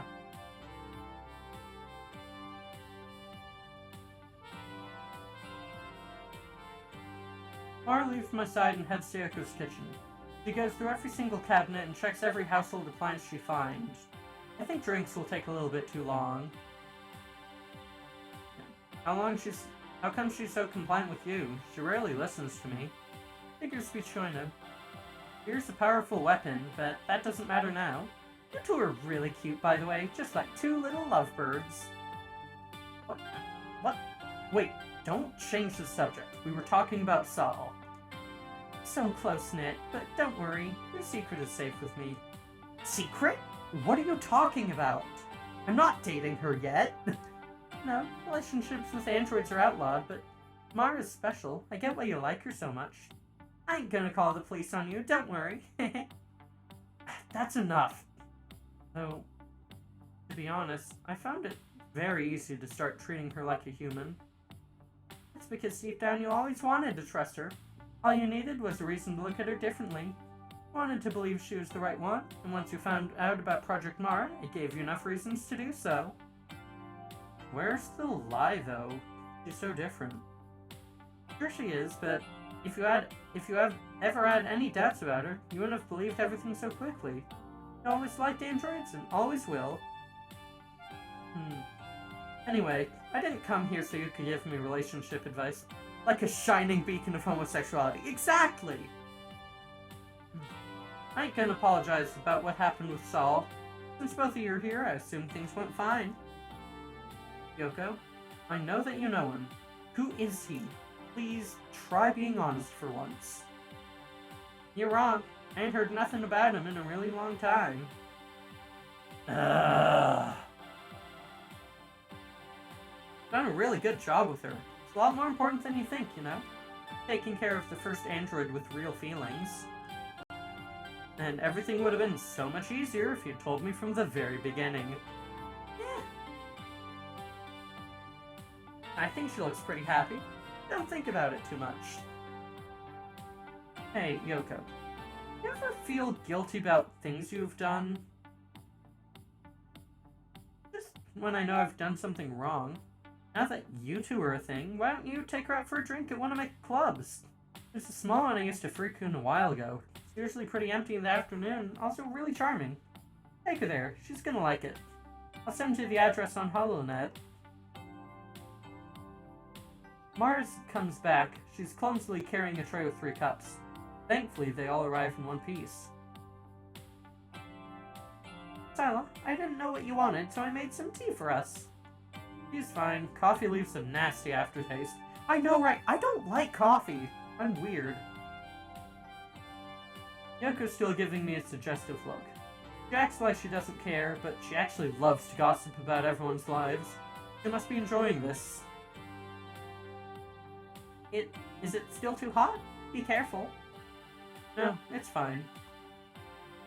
Yoko's smirk grows even wider. The grin is gonna split her face in 2 at this rate. So, Mara, what do you do while Sila's away? Well, I take care of my garden. A garden? She's talking about a plant she's keeping at home. I don't think you can call it a garden. I listen to Silas music, watch TV, play with the computer, go out for a walk, pet our neighbor's plastic sheep, go to this store. Okay, I see you have fun. There's just so much to do in this city. How can I get bored? Besides, I got my own keys and Silas' permission, so I can go out whenever I want. You gave her your house keys? Are you sure about that? Yes. Unlike you, I couldn't keep her inside all day, trapped like an animal. Yeah, to be honest, I didn't really take good care of you, but what can you do? It doesn't matter anymore, since I won't have to live with you ever again. Hey, no need to hold grudges. I'm just not good at taking care of others. I second that. Still, be careful if you go around the borders. Things are getting weird with White Cat. I think it's because of the war. I know what you're talking about. We don't really go over there, but I don't get all of a sudden android hate when the war started over a year ago. Well, the Empire had to retreat from conquering the desert because of this huge army of thousands of robots attacked them. And, of course, that led...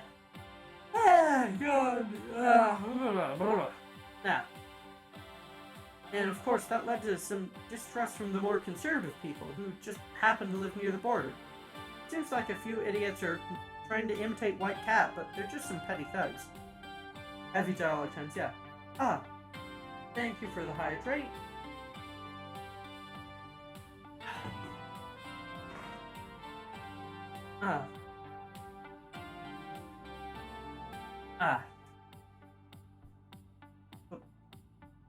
Yeah, just some petty thugs, got that.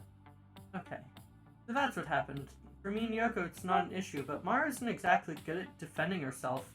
Even though there are almost no differences between her and a human, I should still be careful with her. I thought we had gotten past that. We've been living with androids for over 20 years. I know, I thought the same. Just try to be careful. Mara absent-mindedly listened to our conversation like she couldn't care less about it. Is there anything she actually worries about? Since it doesn't seem to bother her, I don't try to induce her fears, so I suppose I'll try to downplay this. Still, there isn't a single thug who can scare me. Never even been scared of you, and now that I think about it, even if you refuse to tell me anything, you still owe me an apology for lying to me again. I am sorry. Enough? Sal is such an interesting guy, don't you think? I'm not sure if interesting is the right word to describe him. It couldn't have been so bad. They attacked us. You're exaggerating! Don't worry, Mara. I know Sal and how jumpy she can get. Sal tends to invade other people's personal spaces, and I guess that doesn't help either. Well, that's one word for Sal, I suppose, yeah. Maybe if you told me who I would see from the very beginning, nothing would have happened. If I did, you wouldn't have gone, and Mara would still have a broken ear. Sure, like you care about Mara. I think that they treated us well. They were nice. See, Sila? You need to trust people. Of course, I am the problem. I hope I never have to go there again. Mara's thrown herself on the couch. She looks tired. Still, he ain't just a hacker. Sal is some kind of overlord beyond the LOC.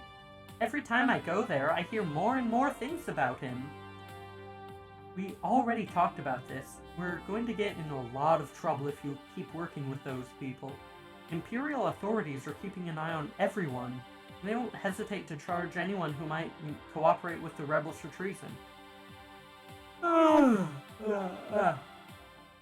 well. At least I could fix Mara. Okay, but I ain't no rebel, so if you ever need my help again, I'm gonna be here. I really hope not.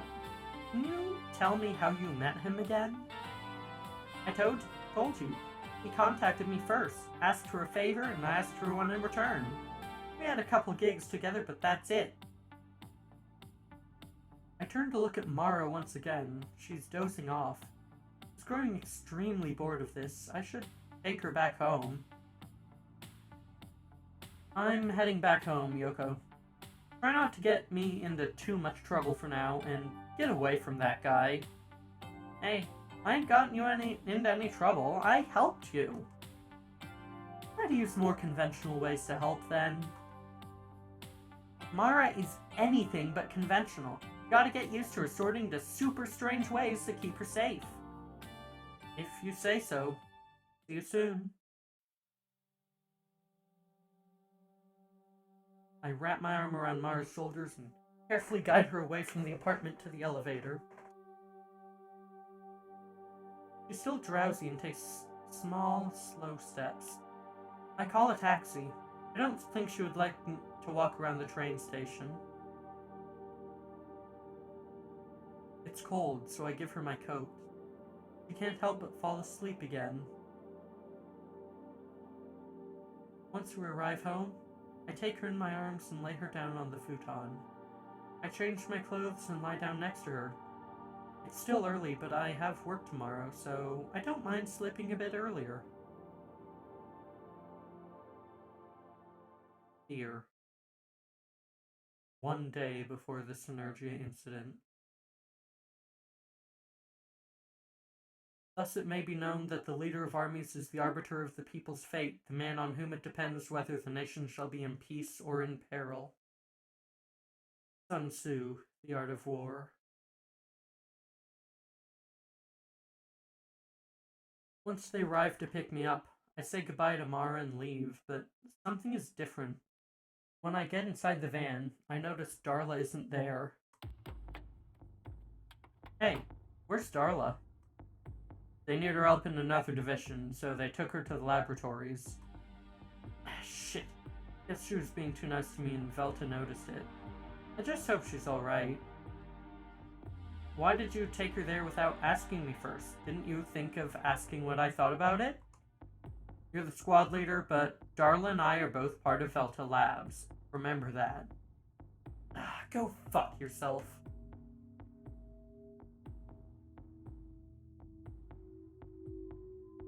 I'm way too tired for this crap. I can't stand how bland this work gets, but I refuse to let them investigate or persecute me in any way. So, what's today's case? A guard android. The police in the area haven't been able to deactivate it. The house owners passed away. They need to clean up the place. Good. Seems easy enough.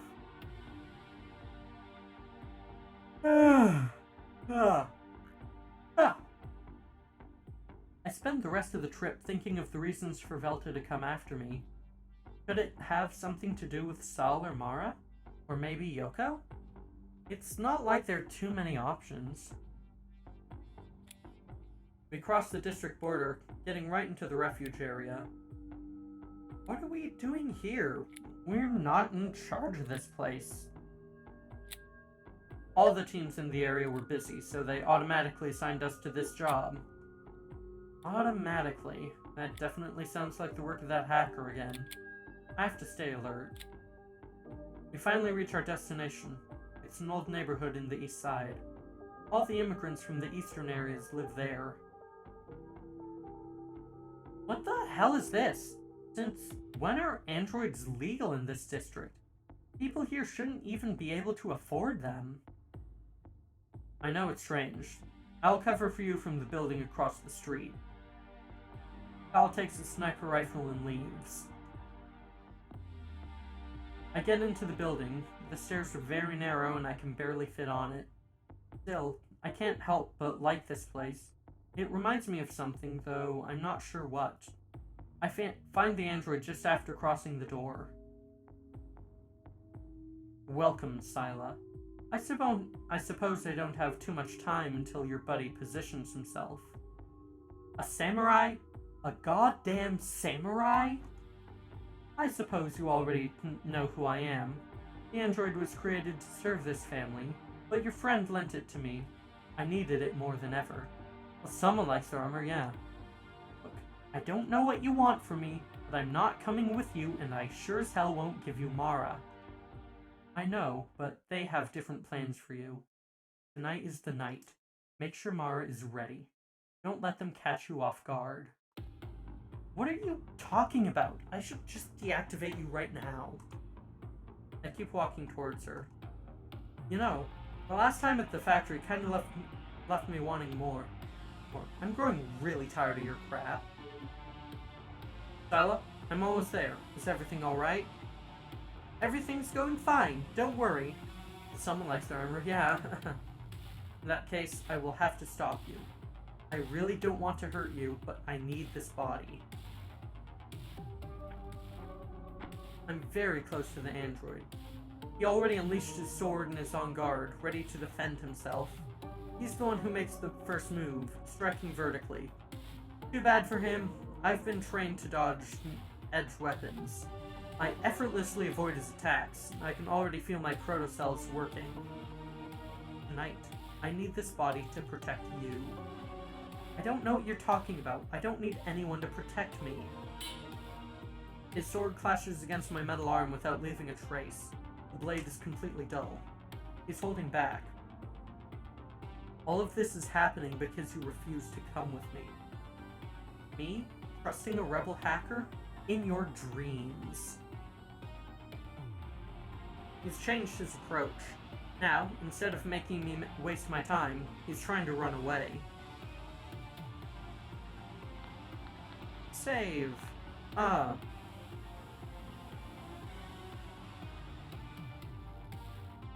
I don't know what the better option is here.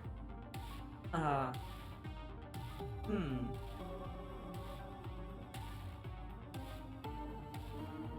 kind of want to let him go, actually.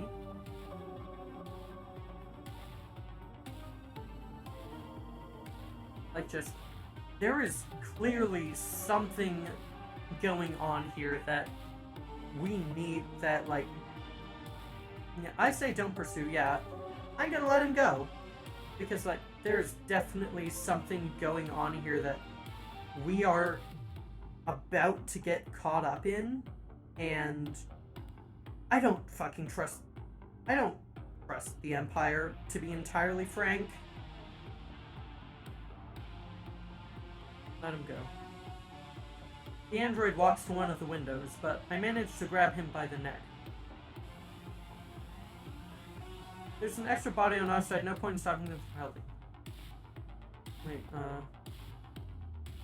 Wait, I'm going to load. Double check. I mean, good. Yeah. There. Okay, so this is the let him go one. The android walks to one of the windows, but I managed to grab him by the neck. He's very heavy, definitely a combat model. I can barely stop him, but I succeed in making him turn around. That you don't trust. I mean, good that you don't trust the Empire, yeah. He throws me to the floor, but I roll over and stand up on my feet once again. My hand moves to my holster, but I don't pull my gun. I let him go. Thank you. I will do whatever I can to help you both. I drop to the floor and catch my breath. This is getting even more strange and worse, more dangerous. The target ran away. I couldn't arrive in time. Sila, are you okay? What happened? I'm fine. The android turned hostile. I'm coming. Wait for me inside. I sit and wait for Kyle. Maybe letting him go wasn't exactly the best decision I could make, but there's no turning back now. Now I know why this place looked familiar. It was Yoko's old house. It's been years since the last time she was here. It's too much of a coincidence. I know Yoko's behind this and everything that's happened so far. Sila, I've already informed the headquarters. They're sending a tech team and some backup. Are you okay? You're bleeding. Yes, it's nothing. I probably cut myself when I was struggling with the android. I'm gonna call an EMT. I stay there for a few hours, thinking of what I saw of the android's body. It was a model from a few years ago. A high-end one, top of the line when it came to combat androids. His armor is so strong that not even Kyle's rifle could have damaged it, probably. He could have easily crushed me if he wanted, but he didn't. Before I can leave the place, I see Darla walking into the building. Ah, hello, Sila. Darla, it surprised me to not see you today. I had to help out with something at the labs, but I'm back now. Did you miss me? The MT can take you to a clinic to pay for your healthcare. Yeah, I don't want to think about that right now. I really don't want to have to think about that right now. Fuck. Yeah, surprisingly. I'm glad to know they didn't kick you out. Both Kyle and I will eventually leave. Please remember that. I know. Yeah, fair. It's okay. Yeah. Whenever that happens, maybe we could hang out, just the two of us. Only if you want to, of course. Zach.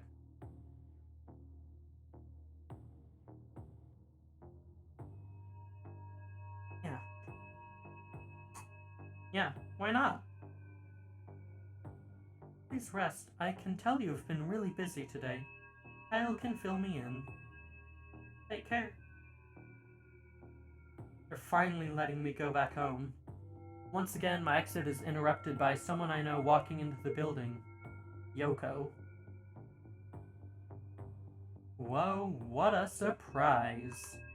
My old house came as soon as I heard something was going on here. Combat android went crazy. Was it yours? Of course not. I walk up to Yoko and grab her by the jacket. I try to lift her off the ground, but I give up as soon as I remember she's a cyborg and weighs several hundred pounds. Yoko, I've had enough of your bullshit. Tell me what's going on right now. Hyla. I let go of her jacket, but I stay close to her. I would tell you if I knew anything, I swear. You're my best friend. I would never put you in danger. It doesn't matter who asked me to. I think you've put me in danger more times than I can count.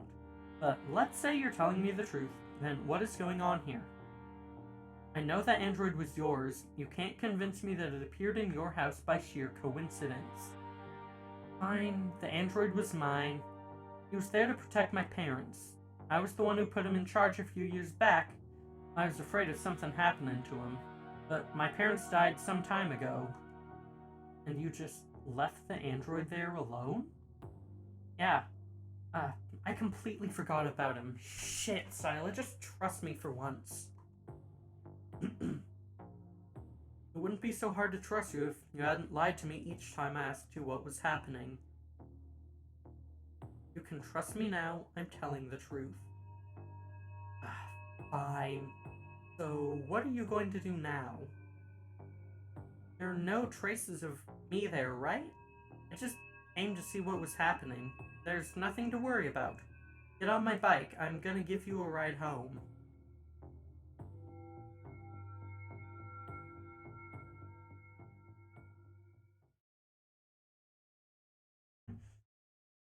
I hear Mara screaming for help when I get inside. I run in to see what's happening. She's still lying on the bed. Mara? You're fine. Saya! Thank goodness you came back early. I woke up and realized I couldn't move at all. I can't take this coat off of me. I put my coat over her yesterday, and its security system activated since then. The electromagnetic mesh is interfering with Mara's body. I can't help but laugh. I got worried about nothing. What are you laughing at? Get me out of here! I wipe a few tears from the corner of my eyes and bend down next to her.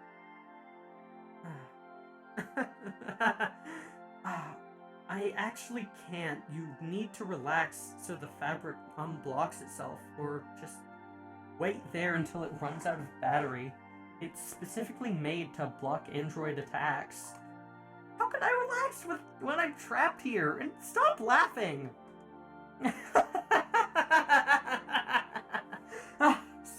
Sorry. I sit next to Mara and pull her towards me. I stroke her head, hoping that calms her down. Nope, I wanted that one. Oh, head pats! Oh, head pats, very good. So good. Mara stays completely silent, and after a few minutes, the code unblocks itself. So I keep caressing her for a bit longer. To be honest, I feel really calm right now as well. This feels almost liberating. I had a tough day. Things are getting ugly. I don't know, we might have to leave this place. Mara only hums in response. Let me know she's listening to me. She's so relaxed she can't even speak. If I keep doing this, she'll pass out again. I fucking feel that. I fucking feel that so hard. Legit. If you cuddle me and give me head pats, I will just fucking melt. Aren't you scared? I could find a new place to live. Start everything over. Thank you, Sir Jude. Mara sits up all of a sudden and gazes at me. It's why head pats emotes are always needed. I see a blush.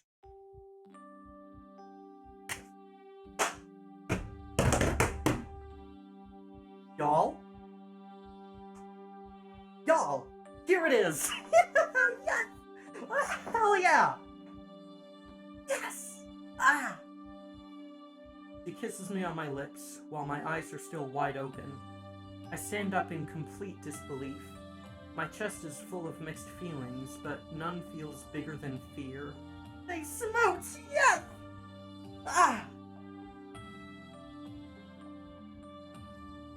What the... was an event in occurrence. Yeah.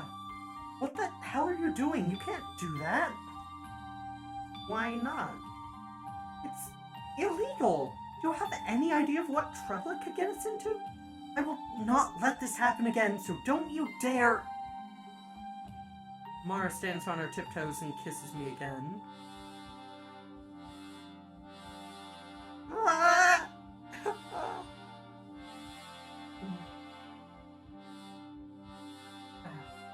I love you, Sila. I've loved you ever since I entered your house. Actually, I knew I loved you even before I met you. I try to say something, but not a single word can leave my mouth. I just feel like crying. I can't hold it anymore. I start drowning in my own tears and sobs. Mara pulls my hand to make me sit down next to her again. I wipe my eyes and carefully take my coat off before bending down to her height. Still waiting for a reply. No one can know about this, okay? Now what? You know what I mean. I just want you to say it. Nobody can know we're together. Does that mean you love me too, even if I'm an android? I nod, my tears threatening to fall again. What do you mean you knew even before we met? Remember your dream? The recurring one. I know what it means. What does that have to do with anything? You're chasing someone in the rain, and you aim your gun and ask them to stop. Yes. Who are you chasing? I don't know. I've never seen their face. I know you can remember. Just try to. They're two people. No. Wait.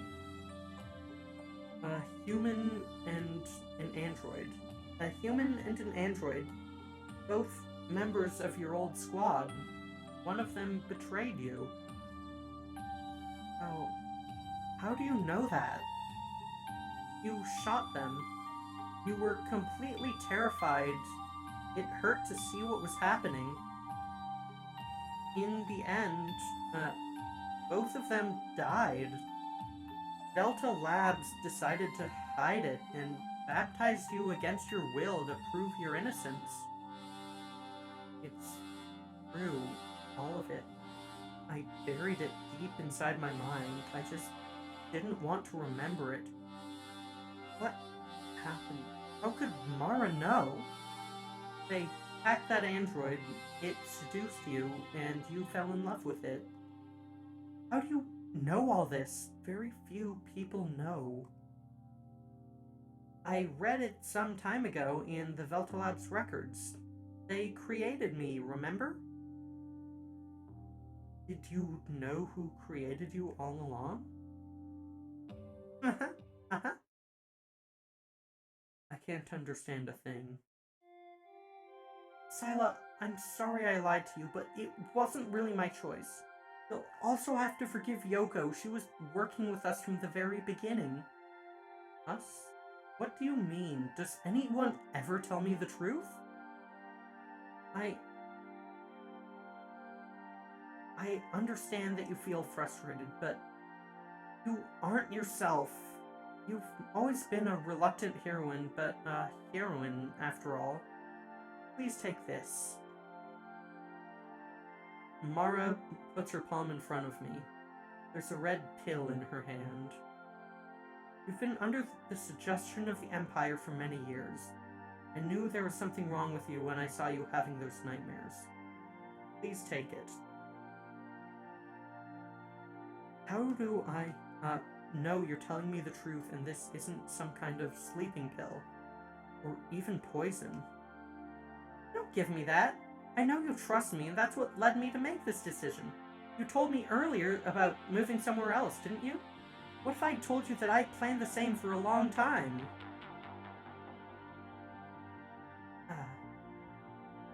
I take the pill and put it in my mouth.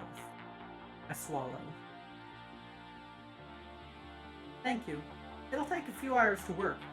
That pill is designed to remove the prothapam from your blood. Soon the doubts, the anxiety, and everything that anguished you will disappear. Well, maybe not everything, but you'll be yourself again. Okay. I've put my trust in you. I only hope that you're not actually like Yoko. Now, tell me the truth. I won't lie to you again, especially now you've taken that pill. You see, this was all Sal's plan. Sal? So you know each other? We're brothers. Well, technically we're the same person, but not really. Wait. Same person? Yes. Yeah. I can't tell you much because I myself have been apart from him since I left the capsule. If anyone can answer all your questions, that's Sal. But I can tell you what I know. Go ahead. Alt has been secretly researching and developing new androids for years. Both Sal and I are the result of that research. I didn't know until not so long ago. Androids with singularity. Why? I thought the disaster a few years ago taught us a valuable lesson about why they're dangerous. Well, I guess it was too juicy of an opportunity for Velta to miss. Let's just say that one way or another, I ended up developing my own way of thinking without Velta noticing. I also managed to influence all the androids who were with me to help find you, but how they did it is something I don't know. This is confusing. You see...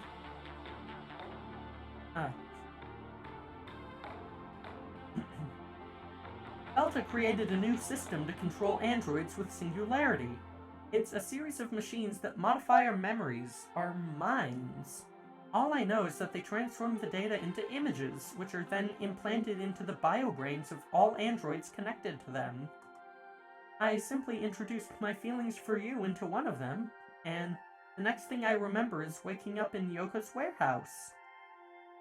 How did you know about me? How could you fall in love with me without even knowing me, meeting me? I felt alone, locked up in Velta's facilities. When I got access to the net, the very first thing I did was look for someone to be with. You were booked for a crime as simple as loving an android, so I couldn't help but be curious and look into you.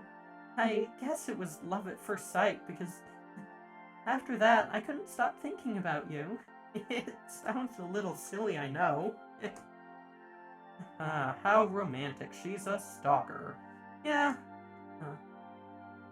I understand. Well, I don't really understand it all, but I guess it's something. Understand it all. Why did you hide all this from me? You already knew I didn't hate androids, so why lie to me? Beginning to understand how this all might provoke some sort of incident, yeah. Well, when I woke up from my lethargy in the transport capsule, Sal had already prepared an intricate plan to get you out of the district. So, from the beginning, this has been a rescue plan to escape the Empire. The impossible love that has to escape. It almost sounds like a movie. I know! Sal gave me this pill when we went to get my spare eardrum. Actually, everything was his plan from the beginning. The fact that my ear was damaged was no more than a very convenient accident. He would have found another way to take us to the docks, and I would have helped him. Our experimental android did what? He offered for me to leave with him. Was that his plan? It didn't sound very effective. No, whether or not his plan has worked is something I don't know. But I do know what he's going to do now that you refuse to go with him. Well, if he told me all this, maybe I wouldn't have refused outright. That's exactly what I told him, and that's why I'm telling you. Now that he knows you're not going with him for good, he's probably got a plan B to get you out of here. You probably don't have much time left before Velta breaks into this apartment to arrest us. You should have said all of this before. In that case, it'll be the best to look for a safer place to stay. You're so determined now. The pill must be starting to take effect. I'm sorry if I don't want to wait to be captured for trying to escape the Empire. I don't really feel like being declared a traitor. I'd agree with you, but we'd better stay here for now. I know Sal's working on something, and if we move, we might make it more difficult. After all, it's impossible to move around this district without Velta knowing where you are. Without Sal's help, we'd be caught in a second. I can contact Yoko. If there's anyone who can get us out of here without being seen, it's her. Remember, Yoko's already working with Sal. If you ask her for help, she'll probably just tell you to wait here. I can't just sit around like this knowing they're coming for me. Well, we could enjoy the moment a bit. You seem very calm considering all that's coming. Actually, I feel protected when I'm simply with you. That's why I'm listening to everything Sal asks of me. I really want to escape from this place with you. And what are we supposed to do once we get out? We'll need a new home, a job. I'm sure for someone with your talents, that'll be easy to find.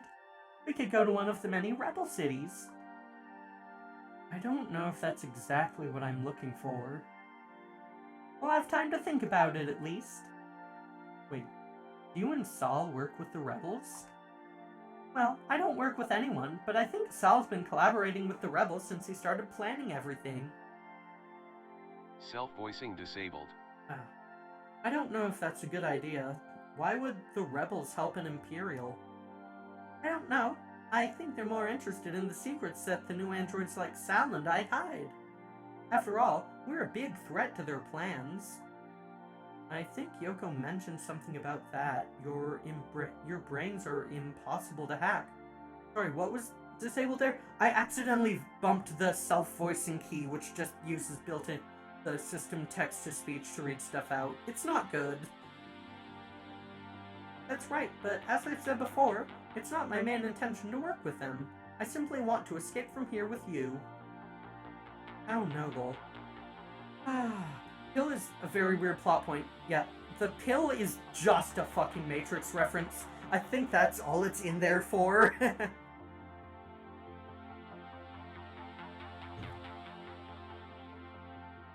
How noble. How did I get into all of this? Great changes are coming to the Empire, and I feel at the center of it all. Hey, it's me who's at the center of everything. Oh, that's a good point, yeah. The impression I had of you is changing pretty fast. And you like what you see? I still have to decide that. Maybe you're too punk for me, but I guess I don't have anything better. Hey! It's a joke, it's a joke. So, you manipulated all your friends to come and rescue me instead of just helping them escape. You endangered the integrity and safety of an entire generation of sentient androids just to be with me. How selfish. I guess so. I had no choice if I wanted to be with you. Seems that after all, you're not the little angel you pretended to be. I've never pretended to be anything. If you thought I was an angel, it's because you got that idea yourself. I suppose. It must be your eyes. Time goes by. I notice how my brain feels clearer. That fog that prevented me from concentrating disappears little by little, and I feel more alive and active, somewhat restless even. I see a shadow on the window, the landscape slightly distorted with the raindrops. I know it's an illusion. Someone is watching us with using thermo-optic camouflage. They're here. Who? Velta. I don't know what they're waiting for, but they've surrounded the apartment. Wow, I was hoping it would take longer. I guess we can only wait now.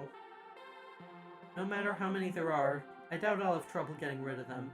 I just need to take my weapon and... No, it's important that you don't resist. Who knows what they might try if we kill one of their own?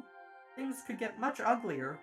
Right now, they take us for harmless subjects, and we should use that to our advantage. Okay. Well, if we have to wait, why don't you tell me about your childhood? I guess all of those times when you told me you had a bad memory, you were lying. I remember it quite well. At that time, I never thought my life was bad. In fact, I was happy. After all, I had nothing else to compare it to. You were raised in laboratories, weren't you? Yes, but they weren't the conventional type. It was just a facility where all the androids of my generation lived. It was more like a school, only we were very obedient and never made a fuss. Yoko talked about simulation. I suppose you could call it that, but they weren't really anything like real life. In that school, what did they teach you? The androids were divided into groups, and each one learned different things. I can't tell you what the others were doing, but my classes were in botany. Botany? That's weird. We used special black seeds and planted them into sand. They had to be watered with a concrete liquid mixture, and then they'd grow without requiring water.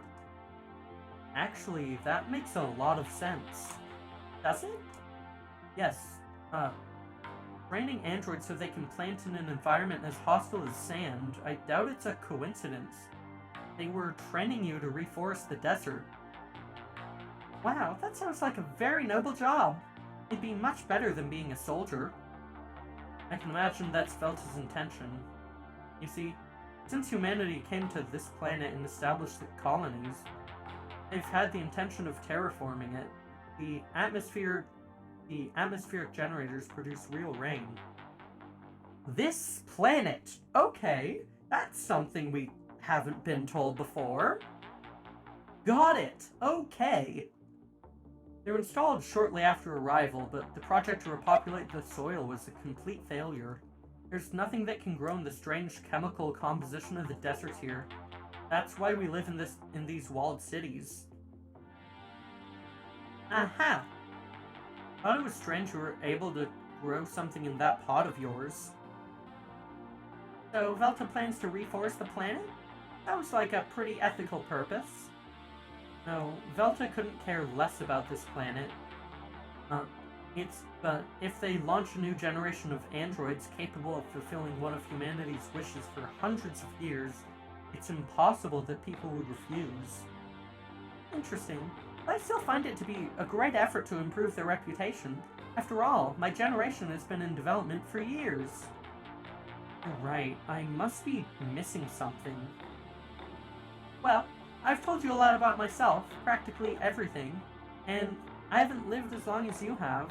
That job of yours, I'm sure you have many interesting anecdotes from it. Why don't you tell me some of them? Sure. It's refreshing to be able to talk to someone about this. In fact, I think you've already asked me about my work before, right? Yes, but you didn't want to talk about it. That was partially due to the effects of prothapam. They turned you into a passive person who hated work because it's designed to eliminate any kind of aggressive feelings at the cost of wiping out your personality. My doctor said they were a new type of supplement for my prosthesis. That's normal. I trust my doctor too. It's not that you shouldn't, but it's just that in this city almost everything is corrupt. Speaking of your prosthesis, why don't you tell me about it too? Sounds like my old medication action. My Lexapro, it does that.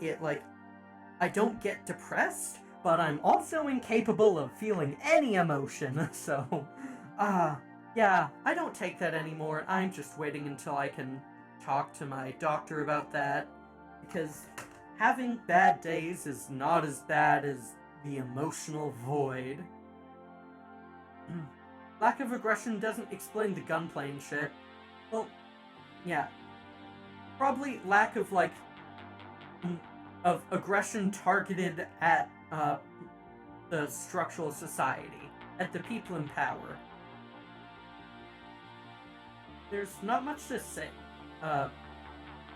say about my arm. It looks like a civilian model to the naked eye, but it's actually an old military model. Don't be fooled by the word old. It's very reliable and one of the best I've ever had. Its weight equals that of my right arm to avoid any kind of back problems, but at the same time it uses a wrist projection system that gives me the same strength as a combat android. The structure and composition is like one of a human bone, though. In spite of being very resistant, its interior is hollow. Wow, now I feel even safer! God, Mara is so cute, I love her. It's a good weapon, and it's helped me win every hand-to-hand encounter I've ever had. You were part of a unit that was dedicated to neutralizing androids without destroying them, weren't you? Not exactly.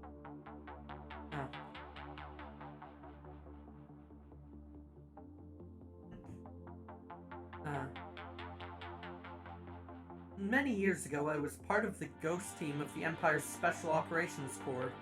It's true that we were specialized in the use of non-lethal forms of force, but sometimes there's nothing left but to neutralize your opponent. I understand, but at least you tried. It sounds better than it is. The Empire never had contemplation for the life of androids. Mara's frowning. Don't look at me like that, face. You might be a sentient android, but, the generations that came before you've been nothing but machines without consciousness. The only reason we tried not to destroy androids was because they were expensive and difficult to make, so their owners wanted them back in the best possible condition. That, of course, has changed over the years now that androids are mass-produced like any other product. The Ghost team lost one of its main functions. One? What other functions did your team have? Cyborgs have been around much longer than androids. Our team also neutralized cyborgs with illegal prosthetics. Cyborgs are people, so they have rights, unlike androids.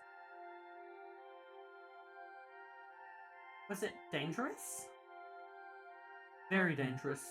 Some of those cyborgs were strong enough to crush you with one hand, and that was if they didn't carry some kind of hidden weapon.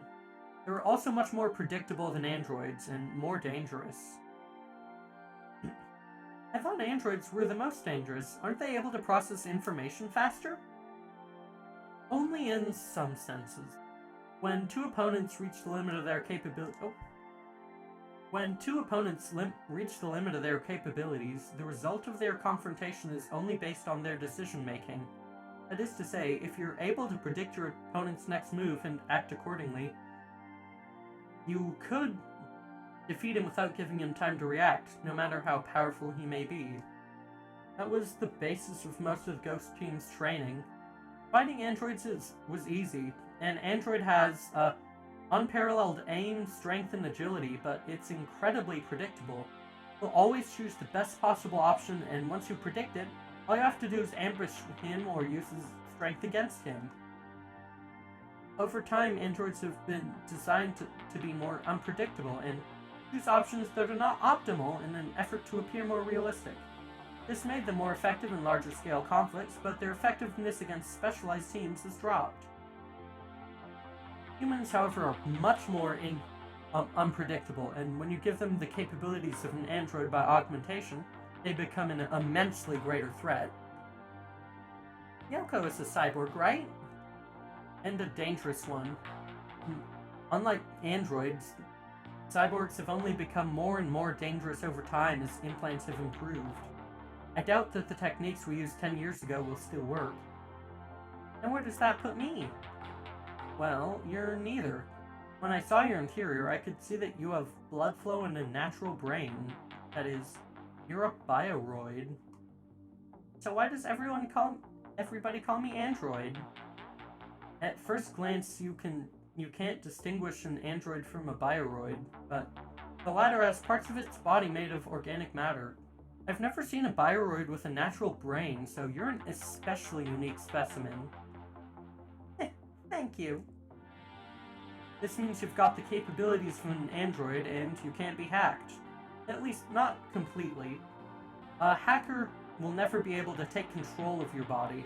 At most, he'll be able to disable or manipulate you, just like he would a human. A bioroid can be altered with chemical substances, but that's extremely expensive. Producing bioroids also costs a lot. I wonder how Velta managed to create so many without going bankrupt. I remember seeing other androids like you, locked in capsules with a strange amniotic fluid, as if they were fetuses in the womb. How disturbing. No big deal. It's a method that's been used before with human babies, but never with bioroids. In short, I'm the ultimate machine? Well, you're not. You're pretty weak. For some reason they designed you with a skinny body. I wonder if someday you'll stop insulting me. I'm just saying that to be the perfect machine, you'd need a resistant body like a combat android. If they gave you that, you'd be something extremely dangerous. An android as unique and autonomous as a human being, incapable of being hacked and with the force of a tank. I'm afraid to even think about it.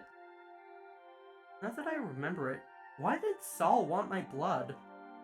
I have no idea, and as much as I know as much as you do about that. I don't have a magic method to talk to Saul. He's the one who contacted me. Terminals, phones, whenever you weren't home. I see. I hear a noise behind the front door. What was that? Probably Velta soldiers. They've decided to act. So that means Saul's going to do it. Do what? The next part of his plan. Sila, promise me you won't fight them, okay? Alright. And don't worry about me. I'll be fine.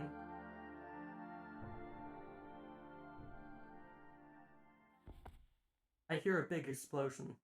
The floor trembles, and the lights go out for a few seconds. I look out the window.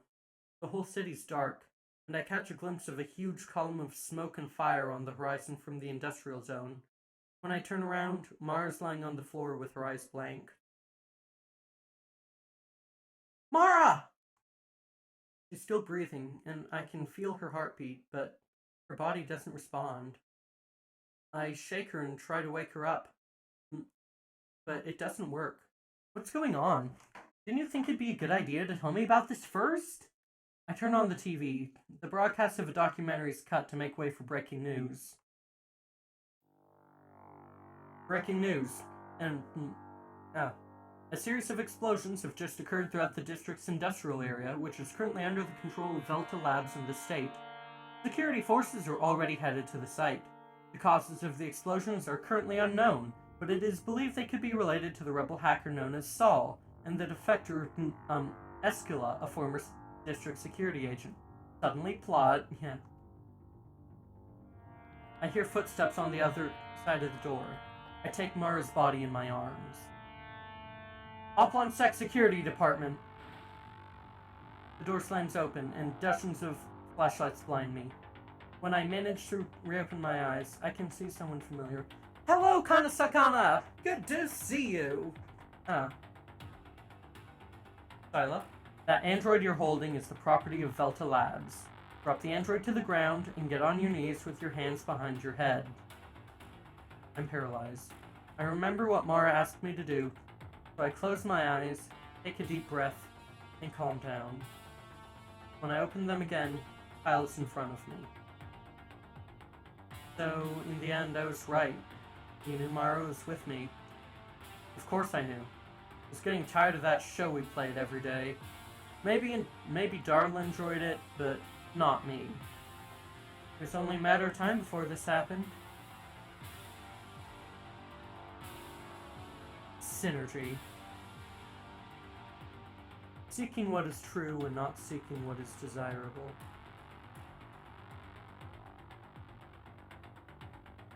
Albert Camus. When I kneel on the floor, I hear screams coming from the entrance. Oh hey, it's that samurai!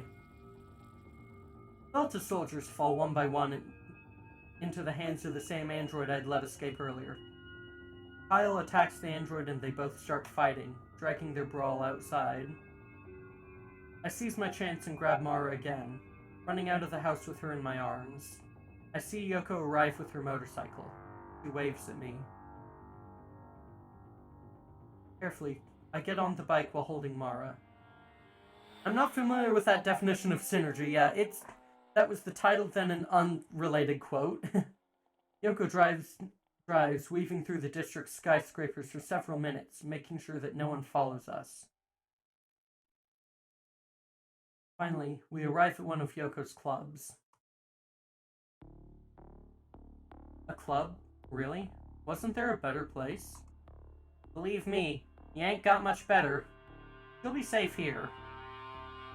Well, first things first, I need to make sure that Mara's properly protected. Yoko calls to someone at the back of the club. It looks like one of her henchmen.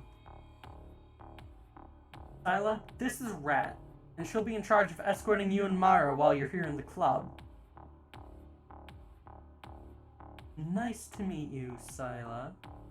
Okay.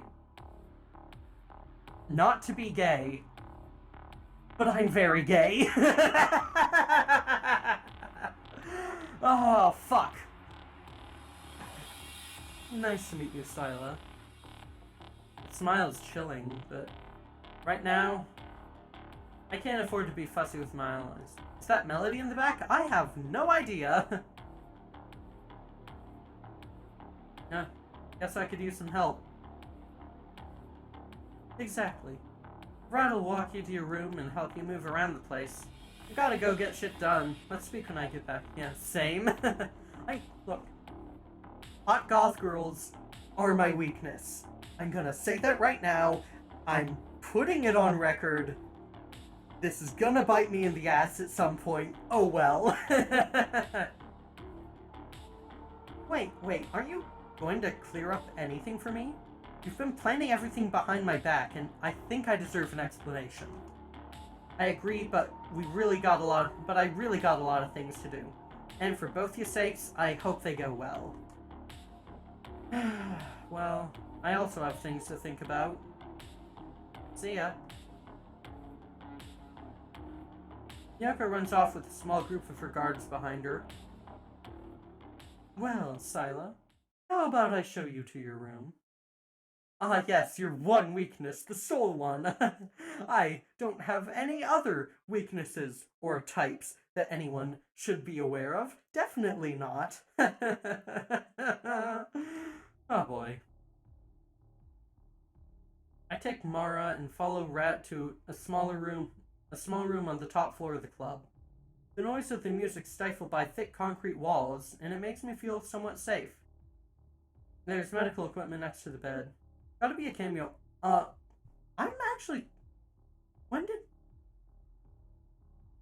Oh, Synergia apparently... Right, Synergia came out July. One Dilemma will have game cameo. Maybe. I mean... If Lost Sparks ever gets off the ground, yeah. Someday.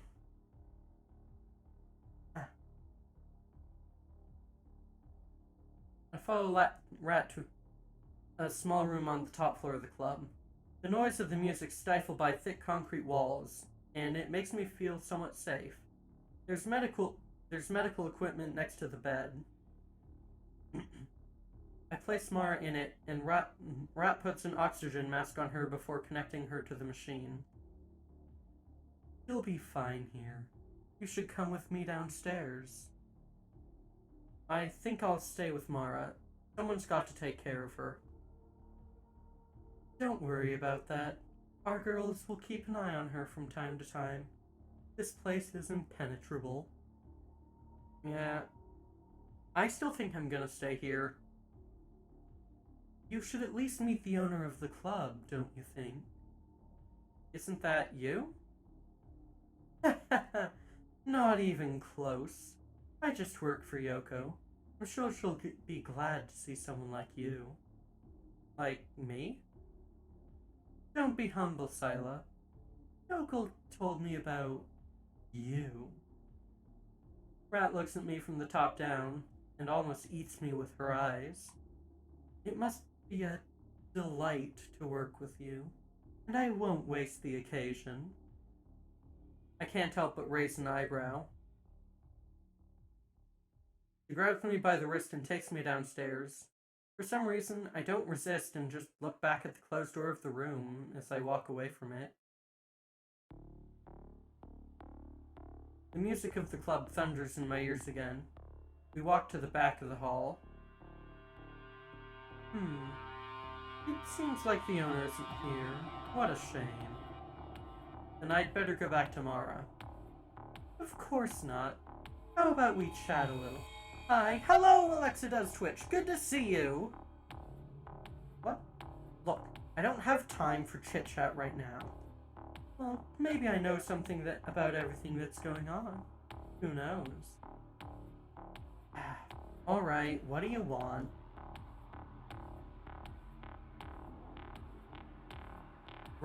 Lets out a rather diabolical laugh. Ooh! Oh. So what's going on? So we are playing Synergia. It's a Yuri robot cyberpunk visual novel. It's good. I am just about to do a diabolical laugh.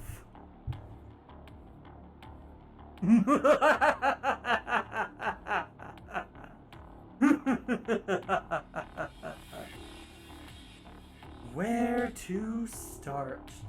I guess I should be honest with you. I like you. I think you have what we need. You and who else?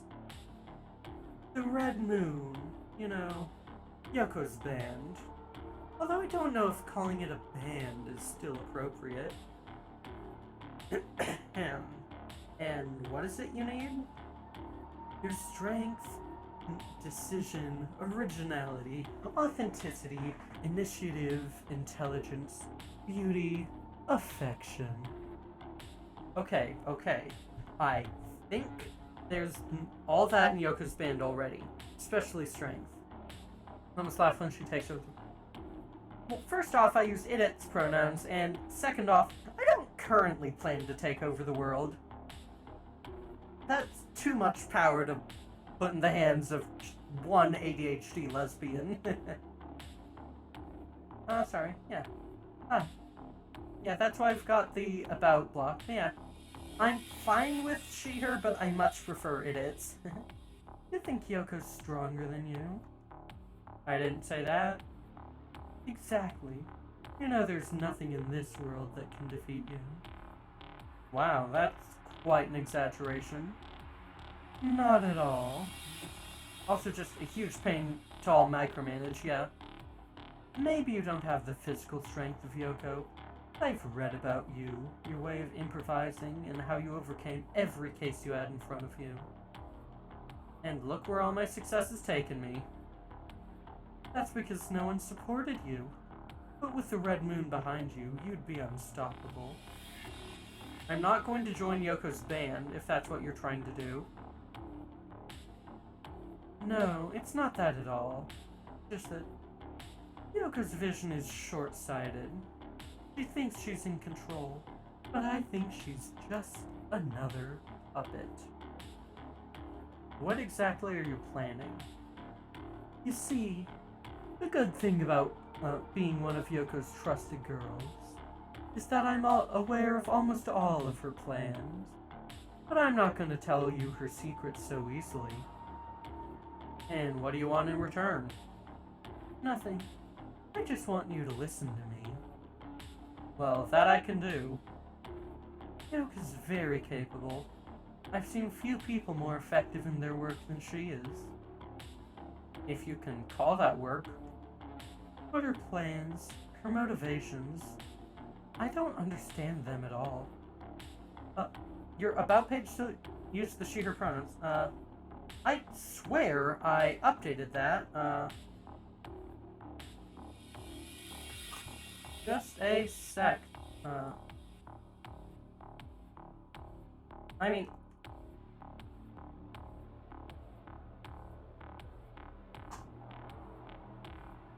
Alright, that's good. And the...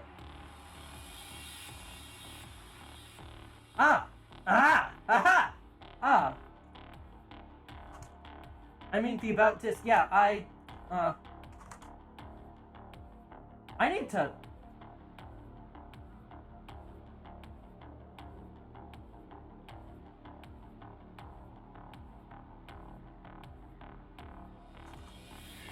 Sorry, no, it's fine. I just realized that I never updated this after the lore reveal.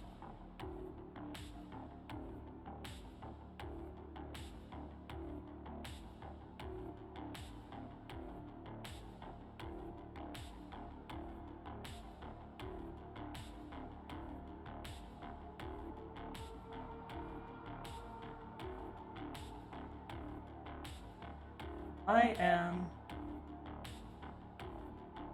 Yeah. I'm just quickly updating this.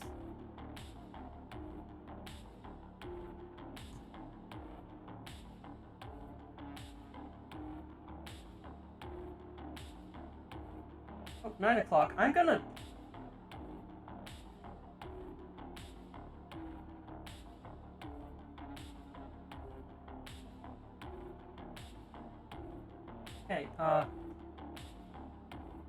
Okay, updated, and I'm gonna do like a proper lore, like, I made just a few tweaks. I'm gonna do a proper lore rewrite later. Thank you so much for catching that, Alexa. I forgot that even existed. Whoops.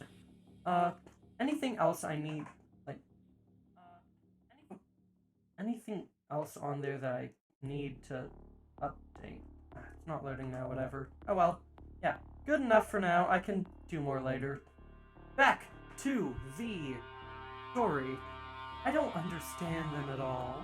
I've tried to investigate them, but I haven't been able to find anything. That anger and hatred she has against the Empire. You're a plant. If I ever find something not fixed, I'll tell you. Thank you! Yeah. You really don't know? Being one of her girls, I figured she'd have told you. It has to be something that happened in her childhood. It's the only thing she never talks about. Not exactly. I suppose you know Yoko's from the Refuge District. Haven't you ever wondered why they call it that?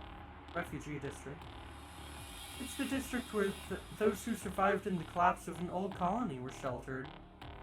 That's the story told by the Empire. Isn't that the truth? I knew you'd answer my questions. Rat almost lets out a moan of pleasure. The people of the refugee district are mainly deserters from the former Red Sun colonies. What? When a civil war broke out in the Red Sun, the Empire supported one side. This side ended up being overthrown, and all the traitors ran the risk of being executed. Many people sought political asylum from the Empire, so the Empire brought them all together in a single district, although it only took in wealthy or highly capable families. Yoko broke up with her parents shortly after we met, probably when she discovered that they'd betrayed their own people. That would explain so many things. Seems like every step Yoko's taken since then has been for the purpose of wiping out the Empire, even if it was from within. Now tell me, what's she up to? Well, yeah, let's not be hasty. Yoko's plans are a very boring topic of conversation for someone as interesting as you. I'm getting bad vibes here, and I don't like it. Stop making hot goth girls evil. Let her be hot and goth. You know, you're starting to remind me of a certain mysterious hacker I know. Ah, you're talking about Sal. I'll give you just one little detail. I'd feel bad if I didn't tell you anything after all the information you've given me. Great. Sal doesn't work alone. After all, what would a simple hacker do against an entire empire? You mean the rebels, don't you? So you know. Yes, but what exactly do they want? What else would they want? The complete and absolute destruction of the Empire. Just like Yoko. Now, their collaboration doesn't seem so strange to you, does it? Maybe the rebels want that, but I doubt that's Sal's goal. I know Yoko's always hated the Empire and done her best to hurt it in many ways. If she's working with Sal, maybe it's because her motivations aren't so different. I don't know if it's something I'd like to think about. So far, I've turned a blind eye, because Yoko's never had the power to do any real harm to the Empire. And in fact, she's done more good than bad, but ending up allied with Sal could end badly.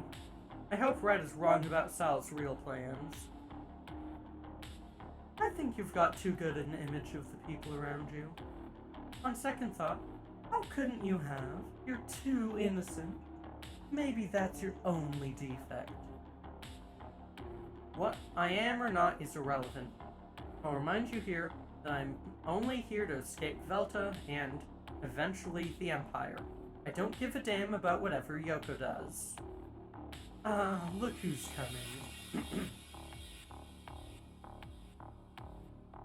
Well, if it isn't Asila, the defector of the moment, you have police looking like crazy for you all over the district.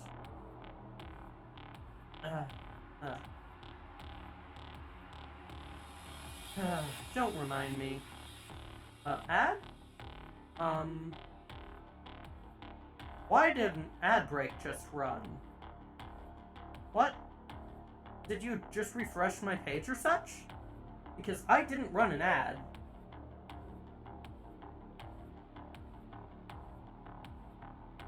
I did not run... Oh boy.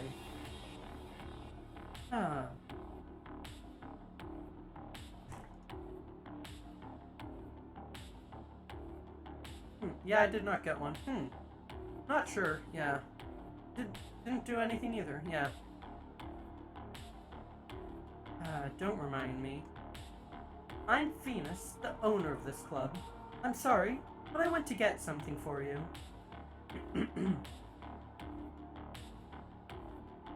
Venus gives me some pretty heavy clothes. They seem to be made of a very resistant plastic fabric. It's an armored suit. It'll help you if you end up in combat during your escape from here. Don't thank me, it's from Yoko. I'll send a screenshot on the server. Yeah, did you refresh the page or such, Alexa? It's not quite the image that comes to mind when I think of armor, but I suppose it's better than nothing. Believe me, you're gonna need it. Are things that bad? There's rumors about the Empire planning to mobilize the army. I don't know what exactly happened in the industrial zone, but it must have been very big. Velta's mercenaries are everywhere, too. I hope Yoko has a good escape plan. I hope that girl, Mara, I sincerely hope she's worth it. What makes her so special? That it tends to get hiccupy with add-ons you may have. Seen that a couple times.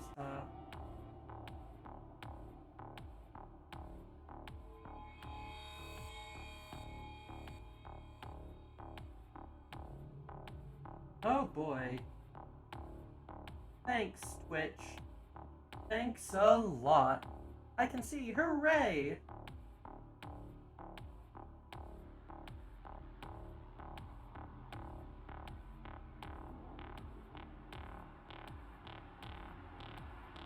Yeah, that's weird. What makes her so special? From what I hear, she's a new generation android. Wait, I thought subs don't get ads? Well, like just, I think Jude means in general, not specifically on my channel. Subscribers do not get ads, that is correct. It's a lot more than that, but if Yoko hasn't told you, I guess I'd better not do so either. To be honest, Yoko never tells me anything. I appreciate her, but she lies more than she speaks. Still, it seems that the Empire isn't in its best days. You mean the war? It's not just the war. The government, the protests, the inequality between districts. I just realized I was using Rat's voice for Venus. It looks like a sealed boiling pot and it's about to explode. Maybe it's not a coincidence. I shouldn't tell you this, but the Empire's been powerful for too long, and that's angered a lot of people. And I'm not talking about the rebels. Maybe Twitch anti-adblock is punishing people who sub but still run adblock. You know, Jude said it wasn't from this stream. Can't help but be intrigued by those words. Is she referring to other to the other colonies? There's other nations besides the Empire, and they yearn to see it fall. They could be backing forces with the capability to make that happen. In other words, the rebels are being financed by countries that oppose the Empire. Again, I'm not talking about the rebels. Yoko, who exactly is she allied with? With whom is she not? I think that'd be the right question. Interesting. I hope it doesn't explode all over his nose. Even if that happens, she'll come out ahead. Not the first time she'd have to start from scratch. Whatever happens, I'll be there to support her.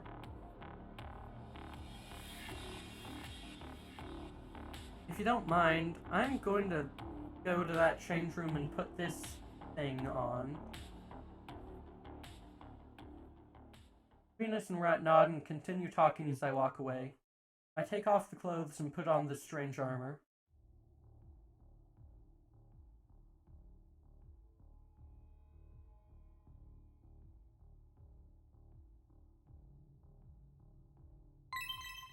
Whoa! Pog.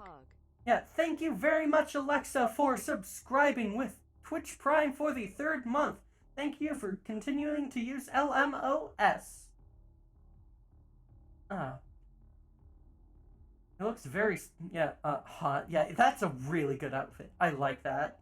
This is, I fucking like, not the armor, the fact that you subscribed. Yeah, both, but the armor, not the fact that you subscribed. Honestly, like, just, this is such cool armor. I love this. It's great. No, you read that wrong. Yeah, I'm sorry. Armor does look very nice. Yeah, sorry, Mimic. Yeah, this armor's great. It looks very sturdy and a bit less suggestive than the one the guards are wearing. Guess I'll have to wear it for now. By pressing a button on my back, the pieces fit to my body, and despite appearances, it's quite warm inside it. I head back up to the club and look for Rat, and hopefully I'll get more answers. Are you looking for me? Well, turns out so. Rat puts on that creepy smile again. It makes me strangely happy to hear that. What do you need from me? You've just gotta ask. I want to know more about Yoko's plan. Her expression changes. Oh, what a disappointment. I thought... Whatever. What do you want to know? She's already got a girlfriend. She's got a cute robot just, like, resting over there in the other room. Hands off. How are we supposed to even escape from this place? Over the border, probably. Obviously, but, I mean, how? I think through the railway tunnels in the industrial area. Impossible. They're sealed. Yeah, but I think some of them were opened up again. Didn't you feel the explosion? So that's what it was. It's impossible for the Empire to allow such a breach to exist. The rebels could use it to get in. Although I don't know if they'd have it easy afterwards. That's probably why they're mobilizing the army. Venus said that Velta was also looking for me, and that it's likely the industrial zone has attracted a lot of the district police. I don't know. I think Yoko had an ace in the hole. We talked about this Anna. Another girl? I doubt that's enough. All I know is that she mentioned her. If you want to know more, you'll have to ask her personally. Several security guards approach me. Yoko's sent a message for you. You're Scylla, aren't you? I'm surprised that Yoko cares to keep me informed. Yes, it's me. The scouts have been all over the industrial area, and the entry route's almost ready. Apparently, it's a war zone. Great. Yoko also gave us a note for you. The explosions made several holes in the wall around the industrial area, leaving a clear path towards the Yellow Ocean. The rebel army's using it as a breach to enter the district. The rat was right. They have opened the wall. How does Mara fit into all of this? It's clear that... Yeah. Oh, yep, this is a mess, yeah. It's clear that the rebel army doesn't have the strength to capture the entire district. That's why they're not even trying to move forward, and they've just captured the factories and stood their ground. Now they're defending the entrance. I find it hard to believe... Yeah, still here for the armor, though. It's so good. I want stuff like this. I find it hard to believe that the rebels have managed to break through the walls of the district. No matter how strong they were in the desert, it's impossible to get so close to those walls without the army responding. How did the rebels manage to reach the walls? Yeah, you want, eh? Tactical lemma.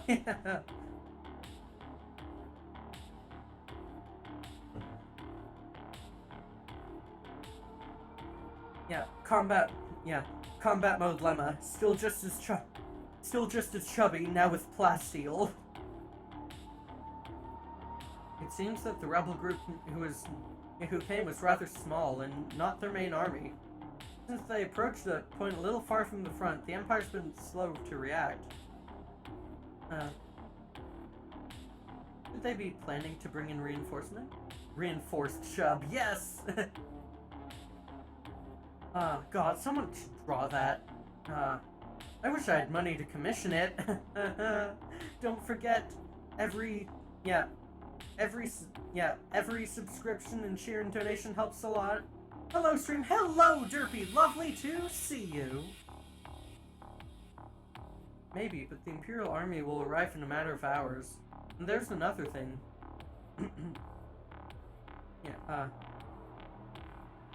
Velta Labs are helping the police. They say it's because the factories are their property, but it's the first time Velta have used their mercenaries so actively. They've mobilized hundreds. This attack's got nothing to do with taking over the district. There must be something in that factory that Velta and the Empire want to protect at all costs.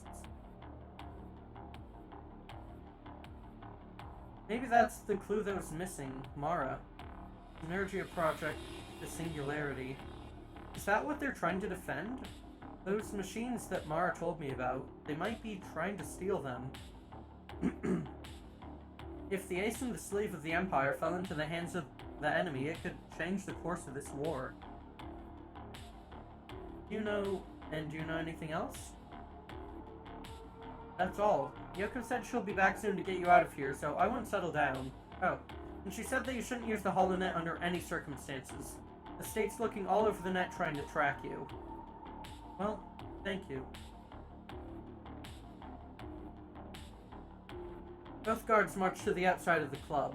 If this is how Yoko usually keeps an eye on her places, I don't want to even imagine the power that she really has. Venus is guarding the club and just gives orders to some of the girls from time to time. He yells at me from the distance. Sila, we'll be closing up soon. I think it's better if you go to your room. I nod and go upstairs. Mara's still there, and Rat's fallen asleep in the chair. Or so it seemed, until she half opened one eye when I walked through the door.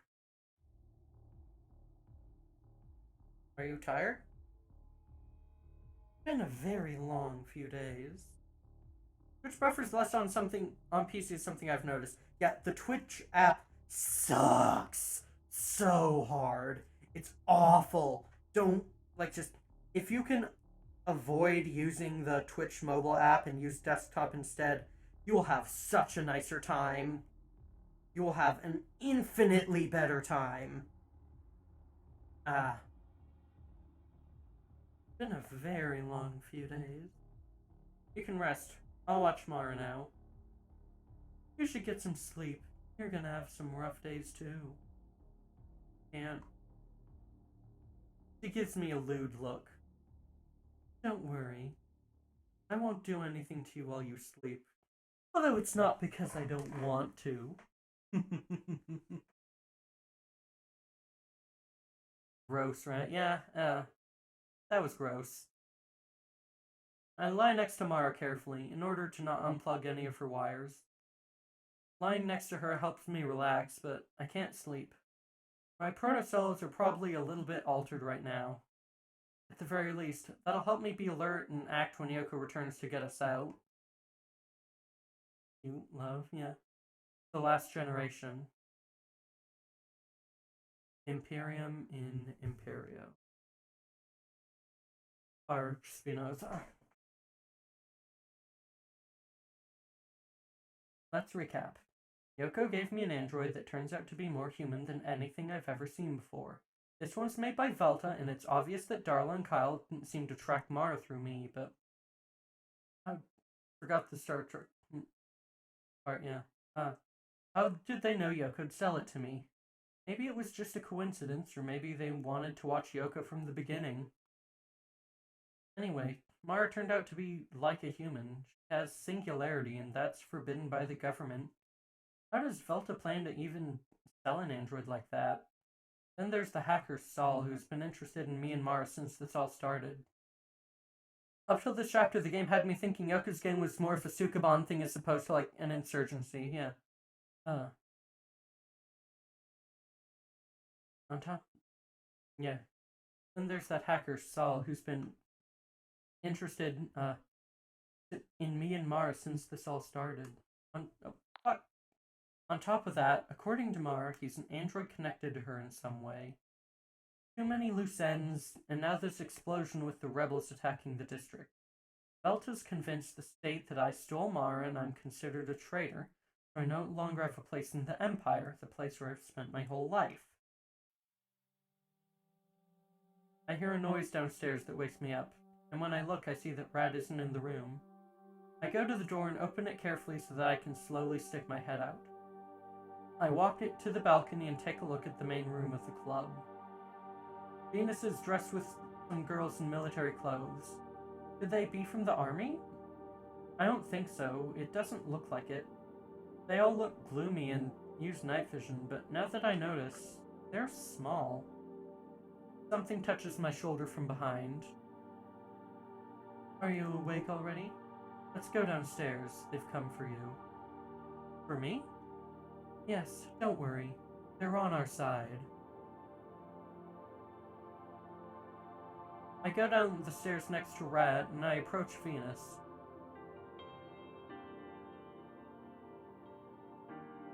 A group of girls are here, and they all fix their eyes on me. Venus, who are these girls?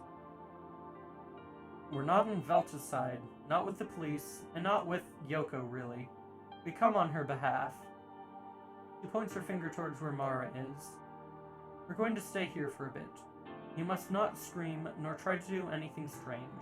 We're here to help you, okay? I nod my head.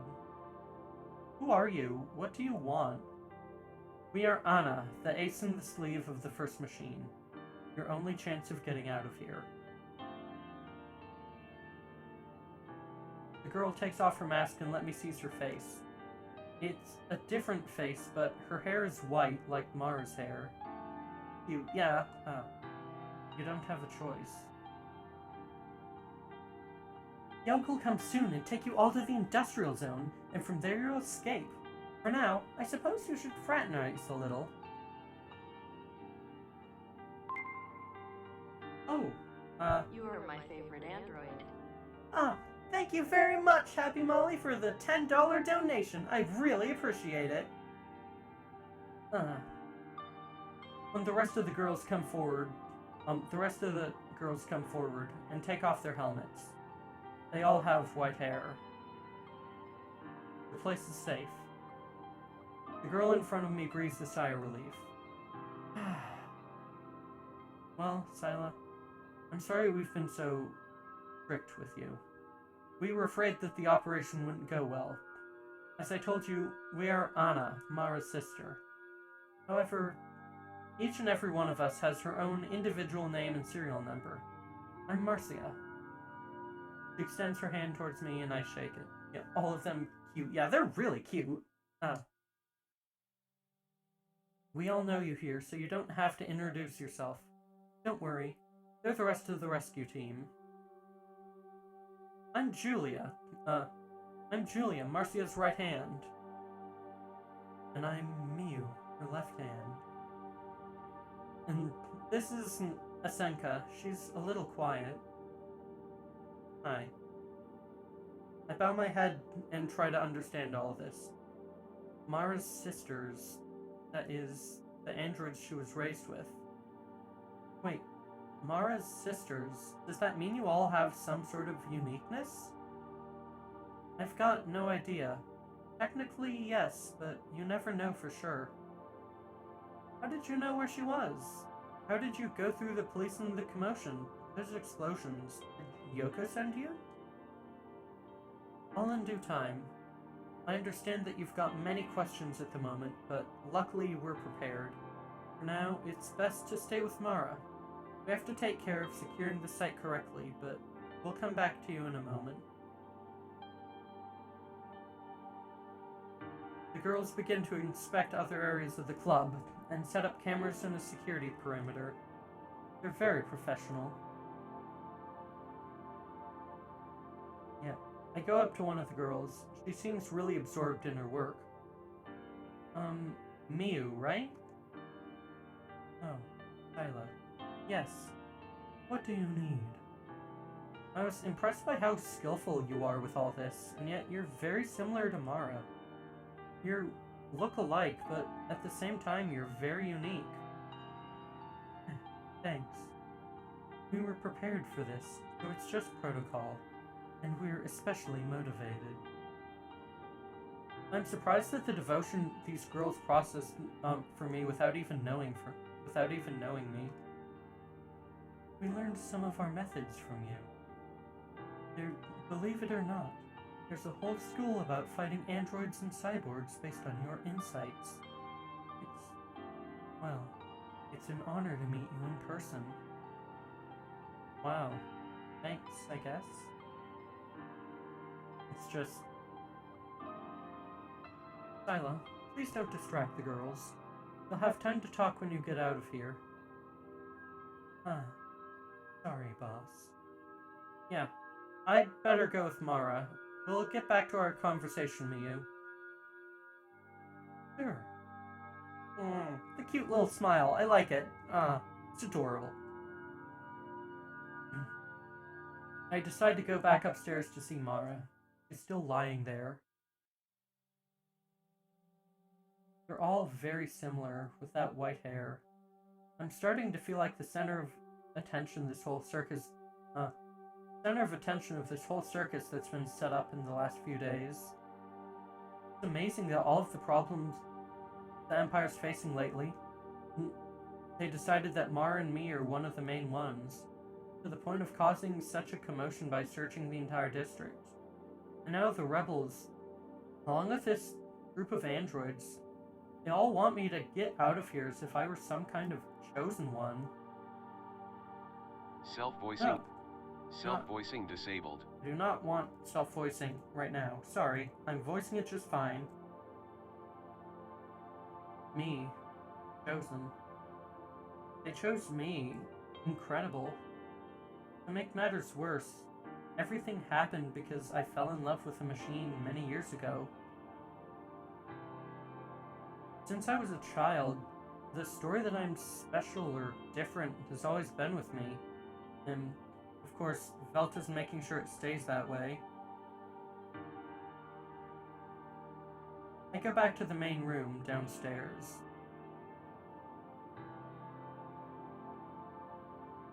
Marcia and her squad gather in front of me again. Well, where do we start? You ask me? How about we talk about Mara? You remember the industrial zone? The factories? Mara is there with Anna and Nina. What are you talking about? Mara's here in the room upstairs. Maybe she's referring to those other machines that Mara told me about. Marcia shakes her head. She's just a model under Mara's command. Her real name and serial code must be inside her and in the original capsule that contained her. Was she the one who told you her name? I can't remember. Yoko. You must have baptized her with that name. Probably not, but that doesn't matter. You can still call her Mara. Earlier, you asked us about the singularity. Do you know anything about Synergia? I read about it in the Velta Labs archives. It's a project. Something important. So much so. The three of us are Synergia. You, Mara, Mara, Anna, and Nina. The three of us form a singular controlled intelligence. Or at least that's what our creator called it. Oh. I don't know. They never told us about him. But let's not stray from the subject. Velta has been developing us for years, training and educating many types of androids in a natural way, using secret facilities under their headquarters and at some hidden desert locations. About 20 days ago, for the first time, all 3 machines were started at once. Why 3? Each one is a specific function, that's completely separate from the others, so that they can never interfere with each other and thus be controlled. Mara's role is that of emotional intelligence. She is the first machine and the most important one. It contains the data and orders of all androids that are connected to Synergia. I bring my hand to my head. I know it sounds a little confusing, but you'll understand quickly.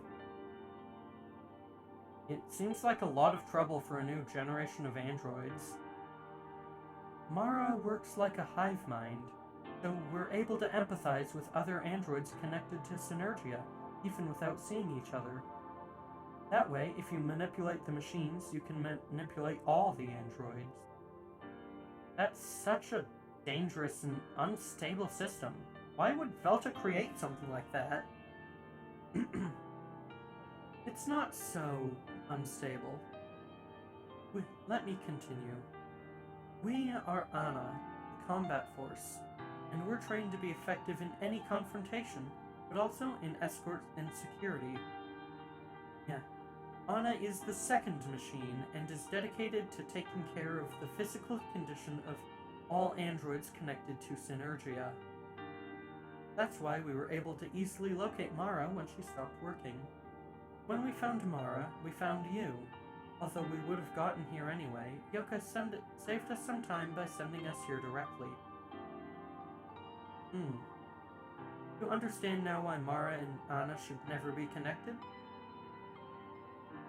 Anna shouldn't make a decision just because Mara's feelings tell her to. She needs to evaluate the decision for herself. Why did you all come for me then? How come you all know me and have that affection for me? Here's the trick. Third machine, Nina, has no physical representation beyond its servers and central computer, and is dedicated only to storing the experiences and memories of all androids connected to Synergia.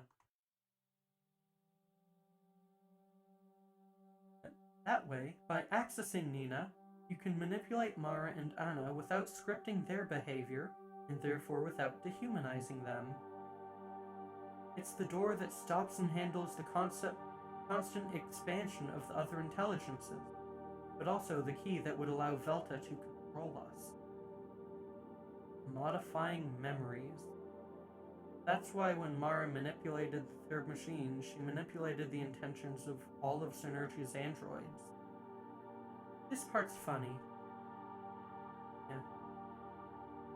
When Velta activated all 3 machines at once, there were some androids whose feelings didn't match Velta's plans.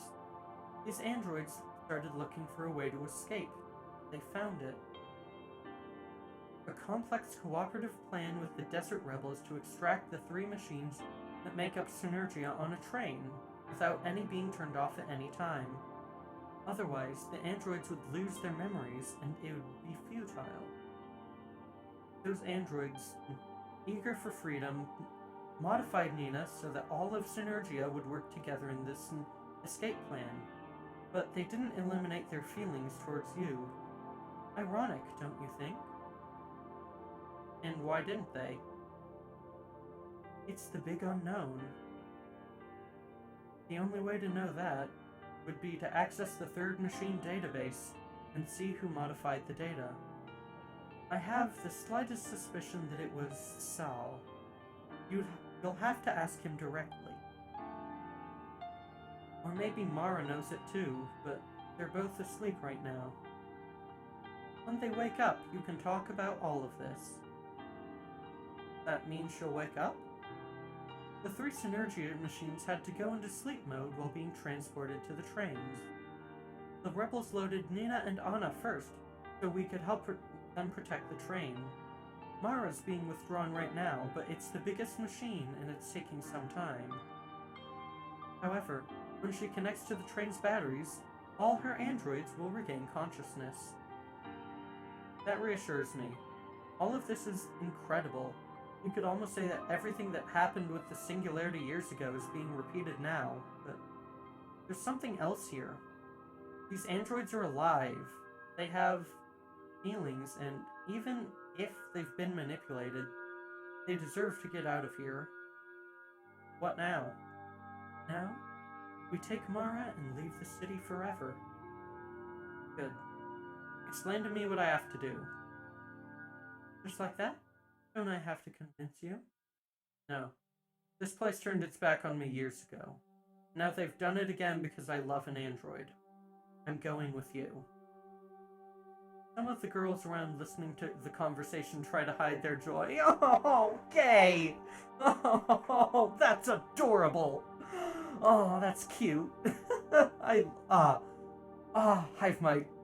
Hive mind girlfriends are the best.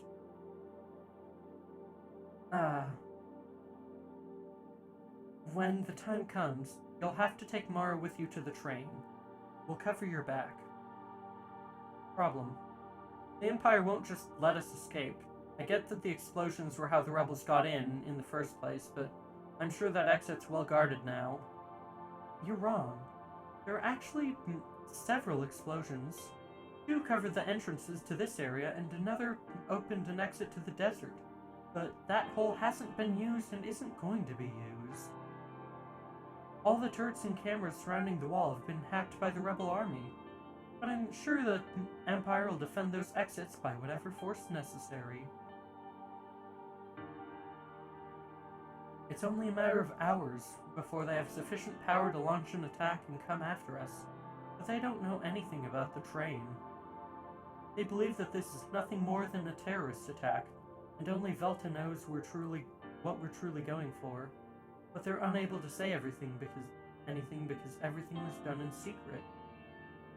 So, we'll escape using the underground train, right to the depths of the Yellow Ocean, and not even Velta's forces will be able to do anything against us over there.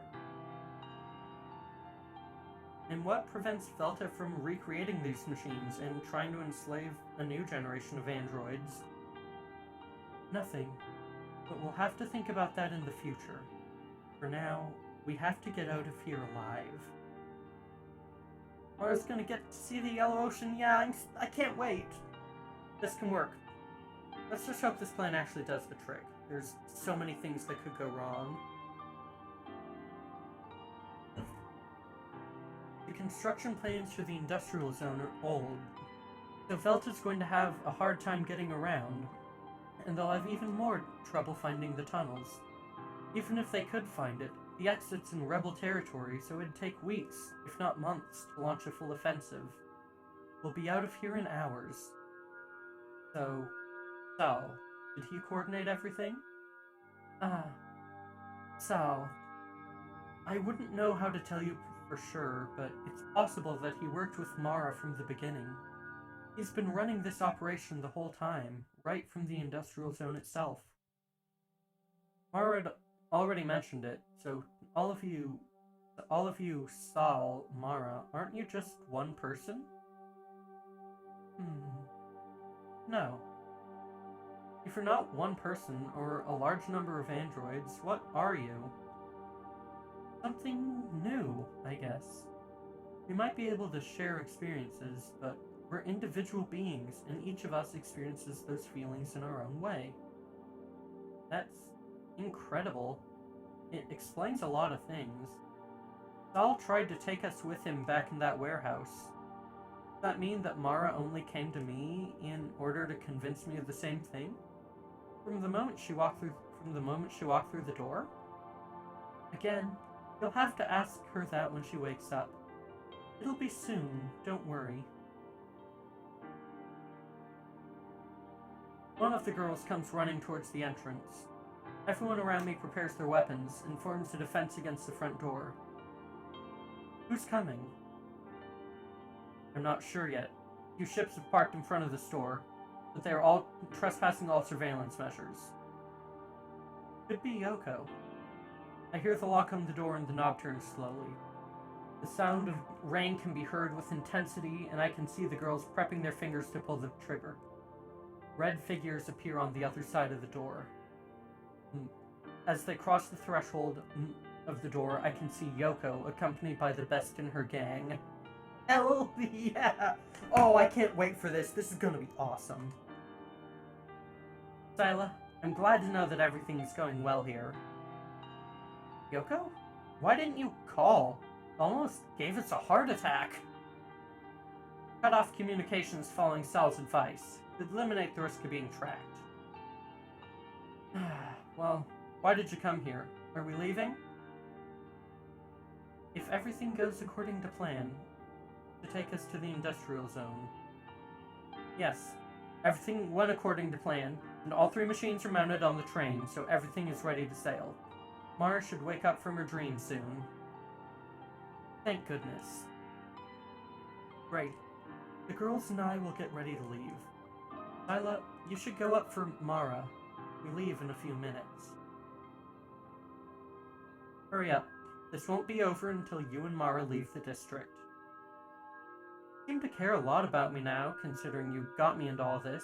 Or is it that Sala's set you that condition to give you whatever it is that you ask for in return? That shouldn't matter to you at this point, should it? I do care. I've simply given up on you. Suppose you'll never change. You just stick to the plan. We'll enter the factory through a hidden tunnel and seal it on our way out, but we need to be on time. Okay, there shouldn't be much left for the train to be ready, so we'll start moving soon. The van is ready outside. I'll wait for you there. Well, good luck. We're gonna need it. Luck is for newbies, trust me. Yoko, Rat, and the rest of the bikers are going the way they came. The sound of the engines gets louder and lingers. They're waiting for us. Sila, grab Mara and come with us. This will be over very soon. I'll stay here and make sure nobody knows where you've been. Good luck! Mina smiles at me and gives me a little push to leave. I hasten to the top room. I go to Mara and take off her oxygen mask. When I do, she opens her eyes. Joy floods my chest and I remain frozen. Oh gosh, it's so fucking cute. Oh, thank goodness she's still here, yeah. This is so soft, I fucking love it. And tactical hugs! She pounces on me and hugs me. She sits down and shakes her head a little to end up getting all the way. Oh, shit. I wish I... Yeah, BRB to switch the phone, yeah. I wish I had the ability to toggle my blush key right now. I do kind of want to update how it looks, but yeah. Did everything go well? I think so. Mara jumps out of joy and hugs me again. Realizing I've a white-haired VTuber hug right now. Holy shit. Oh my god, you do. Sila, I hope you can forgive me for hiding so many things. I was afraid that if I told you everything, you would refuse. Alright, you did well, and I would have refused. But you made me change my mind, so let's get out of here together. Phew. A few tears fall from Mara's cheeks. The way she cries. She's completely human. No. Something different. Something new, but that doesn't matter now. If you're awake, it means that the first machine is working and Solid's awake too. Yes. Where are we? At one of Yoko's clubs. We've kept you safe here. They're waiting for us. We should go. We'll have time to catch up. Mara nods. I help her up and take her downstairs where the rest of the girls are waiting for us. Mara's awake. Mara's awake, thank goodness. That means that everything went well and the first machine is working. We'd better go. Marcia helps get us out and into a van. Once seated inside, Mara lies on my shoulder. When the door closes, we are left in the dark, with the exception of some thin lines of light that slip through some slits. There's something that worries me, and I can't get rid of the bad feeling it gives me. Is what Rat was talking about Solid's real objective? Is it true that he wants to destroy the Empire? I want to escape from here, but do so with the help of someone who seeks to wipe out an entire nation. I know they were nothing more than inventions, and I shouldn't worry too much, after all. Why didn't an android want such a thing? But something tells me that I'd better ask him when I finally meet him in person. Alfred, that's a cute robot. Hello, Artemis! It is lovely to see you. Hello there. I would really appreciate headpats right now. Hiya. As we enter the industrial zone, I hear that... Oh, thank you. As we enter the industrial zone, I hear the echo of metal, a background noise that never ceases, as if it were the breath of this place. The incessant noise is interrupted by some distant shots, which become more recurrent little by little. Finally, the van stops and Mara grabs my hand tightly. The doors open and the light blinds me briefly. Then I go down and help Mara jump with me. It's a familiar area, for Mara as well. Ah, back here. The girls who brought me here take off their masks and look at me from afar. They look incredulous and can be seen whispering and pointing at me, trying not to be noticed. Shortly afterwards, another android of higher rank points to them with his finger and they begin to move from top to bottom, preparing weapons, defenses, and transporting boxes like soldiers in an army. This place wasn't only an area where the mechanics were hiding, it's the deep zone of the factories, very close to the exit wall. This area as a whole is so large that they've managed to set up a camp kilometers from the front. Sila, wait here with Mara for a moment, please. Almost everything is ready for you to leave, but Sol wants to see you in private before that. We are preparing everything. Isn't he coming with us? I'm afraid not. He decided so. You'll have to ask him why. Marcia leaves and continues to organize the rest of the girls. So we're finally leaving. We've made it. Almost. You said it. Almost. Come on, don't be so pessimistic. I'm sure everything will be fine. I look Mara in the eyes. It's difficult to argue with her when she looks at me like that. Hey! Yes, you're right. They seem to have everything under control. Mara raises her eyebrows. Wow, optimistic, Sila. Could it be the effect of the pill? Hey, it's not all going to be because of the pill. You just seem to be well prepared. Well, I'm glad then. That makes me feel calmer. You know, I wish I could get to know those girls better. I've known some of them for a while. They seem very nice. Suppose you'll soon have plenty of time to talk to all of them. Yes, I can't wait. You have any dreams? Something to do when we leave the Empire?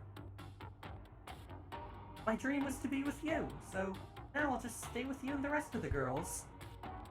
If you had a choice between me and the girls, who would you go with? Why do you ask that? I don't think that'll ever happen. Even after they're free from the feelings I put into them, they'll surely choose to stay by your side. You haven't answered my question. Sila, I will stay with you no matter what. I can't help but smile. Thank you. Marcia approaches us again. Everything is ready and Sal is waiting for you. We'll meet him downstairs. Let's go. Mara, you can wait here. We won't take long. I look at Marcia with some mistrust. Don't worry, she'll be fine. It'll only take a few minutes. Before we leave, one of the girls comes running to Marcia. Boss. What's up? Hello, Gloria Guitar! Lovely to see you! We've secured the secondary tunnels. They're completely closed.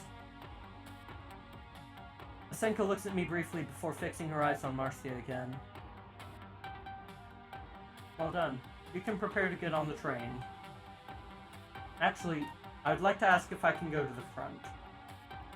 Are you sure? Yes. The other girls will need all the help they can get. Also, I would like to secure Sila and Mara's escape. Asenka looks at me again for a second. In that case, you can join them. Thanks, boss. Goodbye, Sila. Good luck. Asenka runs towards the sound of the gunshots. Let's go. I nod and follow Marcia down the stairs to a room guarded by several girls. A large metal door blocks the entrance, but they've opened a tiny slit for me to enter. Marcia beckons me to go in. Yeah, still find the name of this chapter pretty ominous, yeah. I don't remember what it was. I've been too consumed by gay. Everything is dark here. Yeah. Sal talks about android generations a lot, yeah. Everything is dark here, but I can see a figure in the background. I walk to... yeah, something like the last generation, But I can see a figure in the background. I walk towards it and stop in front of it. So, this is Saul. This thing.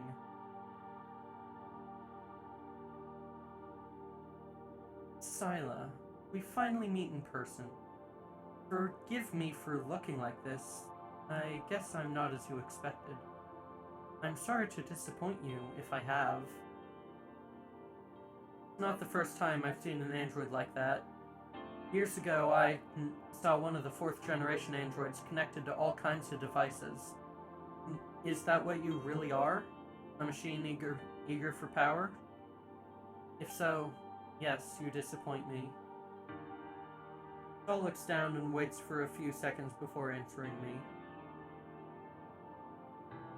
I wish I hadn't had to, but I needed all the power I could get to get you and Mara out of here. But you're not coming. No. It's a sacrifice I had to make. I made that decision a long time ago. Your data is probably stored anywhere in the desert, waiting to be downloaded to another android. I'm afraid not. No other android could handle such amount of information. Only one thing will remain of me, and that is my original version, which is stored on the 3rd machine. How heroic. I had no choice. The feelings that little Mara introduced in me were very real. And you had the opportunity to eliminate them. Why didn't you do it? Why should I?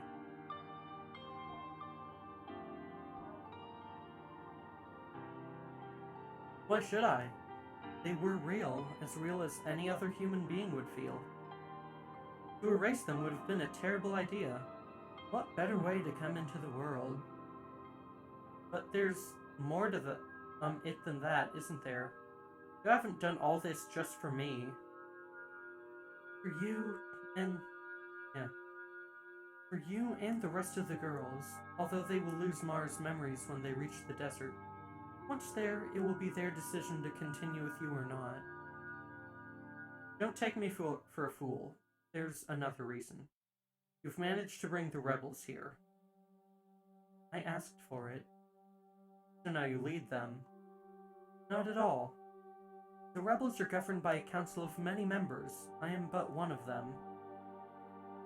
And yet you've gotten them to decide to put so much risk to get you out of here. Getting androids like this is a very succulent offer. Yeah, as you can see, Velta and the Empire are also willing to use a lot of resources to get them. I suppose, but how did you infiltrate that council? I contacted them through the net. Luckily, we live in a connected world. The net is vast and infinite. You just have to know how to use it. Once they knew about my abilities, they welcomed me with open arms. Everything to get some sentient androids, but what for? To win the war, of course.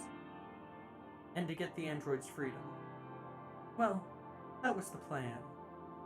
Was?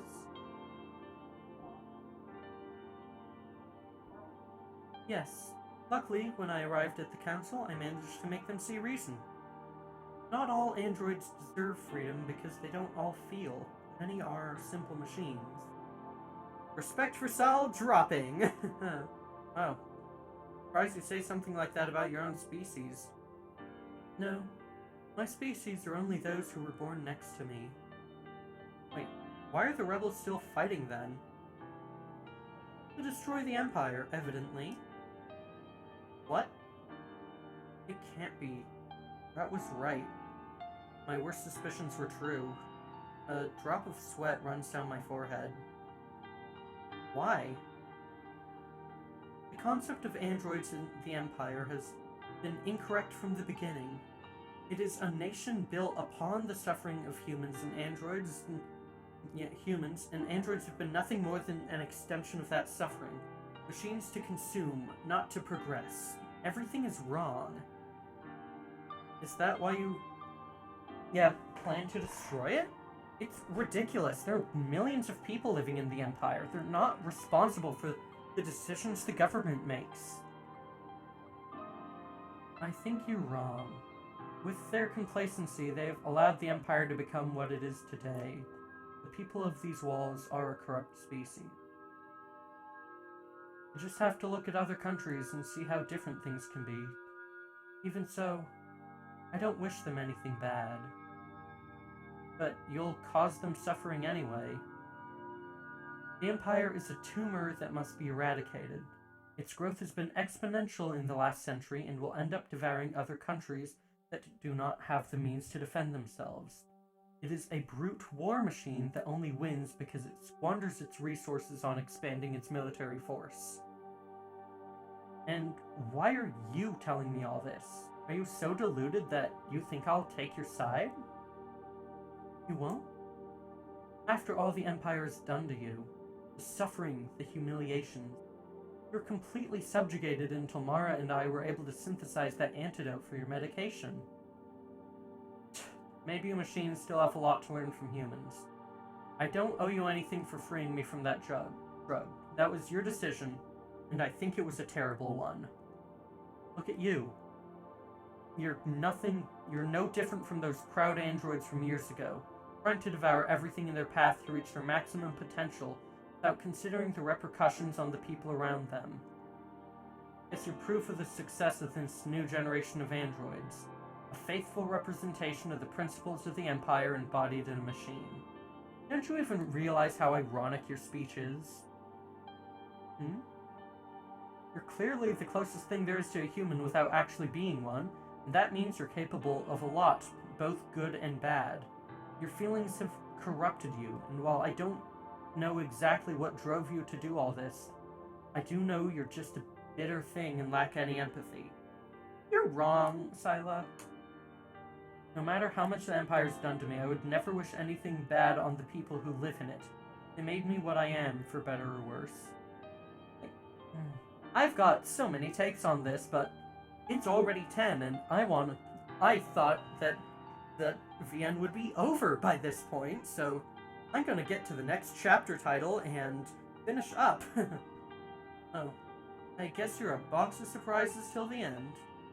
In that case, I'm sorry to have distracted you with all this. I just want to ask you one last favor before you go. Answer me one question first. What about Yoko? Is she in with you? Is she with you in all this? Of course. From the beginning, she understood my vision. I guess you should have asked her what I would think your plan. Yoko lied to me about all this since I first saw Mara, and for a very good reason. She's known me for a long time, and she knows that I would never let anyone destroy this place. What a smart girl. Yeah, I've only tolerated her games because she's been my friend for a long time, though maybe not anymore. After all she's done for you? She lied to you for your own good. You said so yourself. You really have no idea how humans work. I'm surprised you and Mara come from the same place. Mara is very different from everyone else, not just me. Sometimes I even think that she's the only truly sentient android among us all. Yes, she is. Is this what you use my blood for? To stay alive while being connected to all those machines? That's right. This body is suffering. It's semi-organic. It wasn't made to be connected to other machines like my predecessors. Synergia's generation can't gain powers easily as the fourth generation did. Our design is really ingenious. Whoever our creator is, he must be proud. The room is quiet for a few seconds while the sound of some particularly loud explosions can be heard through the walls. Again, I insist. I need you to do me one last favor. Speak. I want you to shoot. Kill me. What? Everything I've been doing has destroyed me. My body is no longer able to cope. This isn't the life I chose, but the one I was forced to live. In spite of what I've told you, I'm envious of the other girls. I would like to have a life of freedom outside the city. That's why I'm asking you to kill me, and in the future, transfer my data from the third machine to a body like mine. I know it's impossible to do that right now, but things will settle down one day and our generation of androids will be on sale.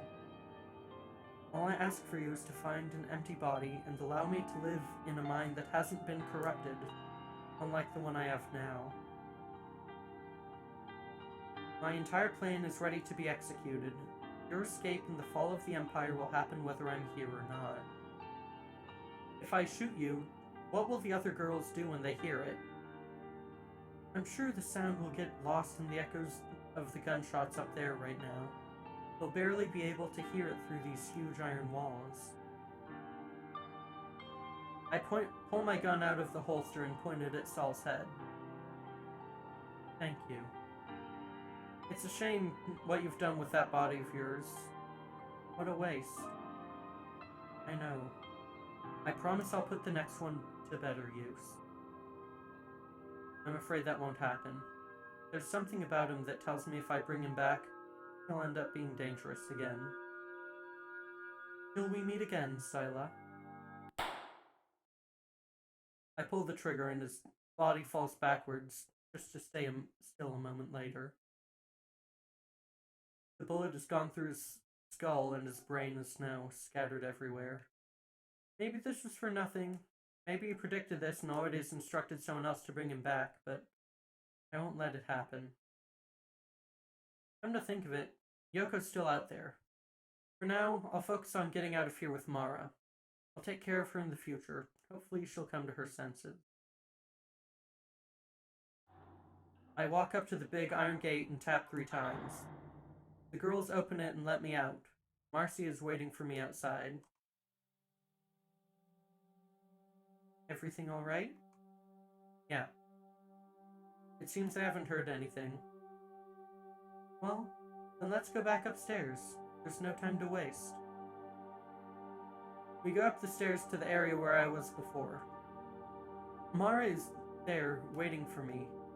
Seeing her gives me great relief and makes me feel better for having finished with that crazy hacker. Yeah, I barely have time to say a word to Mara when she starts walking after the advanced party of girl soldiers. She takes me by the hand and pulls me so I run next to her. A large number of androids begin to gather on a cargo platform. They're all girls. When we're ready, the elevator starts to lift us up. I see all the pipes passing by and we leave the awful smells of the depths behind. Instead, the echoes of gunshots being heard all over the factory now feel closer and closer. We're on top. There's a complete war zone between androids and cops. There's some mercenaries from Velt as well. I can't help but feel a little enraptured by the performance of the scene. Sila, Mara, don't stop. This place is quite dangerous. The train is about to leave. Where do we have to go? The loading docks are there. They'll put you on the train next to the machines and some of the girls. Some of them? What about the rest? We'll stay here, covering your exit. Are you sure? After so much. As long as you and Mara are safe, nothing will have been in vain. We are all part of Synergia. Remember that. Now get the hell out of here. Yes. Come on, Mara. Oh, yeah, this is sad. I take a last look back as I walk to our only exit. I can only see a cloud of smoke and sparks. Marcia plunges into it after looking back at me. I've made it this far thanks to her, but I hope she somehow manages to survive. The samurai android that helped me escape from Velta's next to the train and helps me and Mara get in. They're inside. Let's go. It's an old train. It's heavy and seems to have been out of use for a long time. It is obvious that they have tried to repair it during these days. I hope it holds. Little by little, we begin to gain speed until the outside of the tunnel is nothing but a blur. We're probably under the yellow ocean. Someone gives me little touches on my back. Mara's there, looking at me. She kisses me again. Oh, God. Finally. Hard to believe.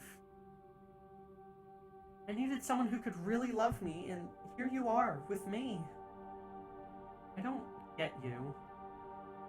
Sometimes I thought we wouldn't make it. Everything seemed so impossible, but thanks to Sala, we did it. Yeah. I can't believe I'm leaving the district behind. I've spent my life there. But it's okay. So what now? I don't know. I guess I'll have to see where this train takes us. Can you think of a safe place to go? I've lived all my life inside the Empire. I don't know any places outside it. Well, there's a city in the desert. An android paradise made by and for them, but I think they also admit cyborgs. Sounds good. As long as they let us live a quiet life there. I'm sure they will, and now that we've escaped, the girls will be free again. All the memories I implanted in them will be erased, and they'll be the ones who decide their destinies. Are you going to use one of the 3 machines for this? Saul's already prepared everything. That's what we agreed. Although I'd like them to protect you forever, I'd also feel bad if I didn't let them live with the same freedom I have. But first, we'll hide Synergia deep in the ground, where no one can find it, damage it, or manipulate it. I feel a little sorry for those who have been left behind. But I suppose that as long as the 3 machines remain intact, we could bring them back. Mara, it's very important that Synergia doesn't fall into the wrong hands. Mara nods. You and I'll make sure of that. By the way, what about Saul? He was a pretty strange guy. Why was he the only male android? He's a special android. Mara, the machine, not me, decided that a female form was the best form available for our purpose for some reason. It was something that made Velta's president very upset, so he had a male android made just for him. Now that you say it, I've got one last question. What's your real name? Sila. All that matters to me is what I am to you. You know me as Mara, so that's who I am. Mara is my real name. The train finally reaches the surface. We've got to be miles away from the Empire now. All I can see are the desert dunes, that infamous yellow ocean. Is it really worth doing all this for me? No doubt. You're brave to come by my house just like that. I think you're actually a lot braver than me.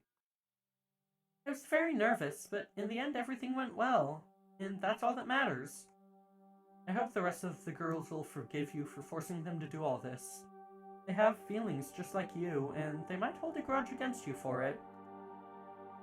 I didn't force them to do anything. I just sent them all a piece of what I felt for you.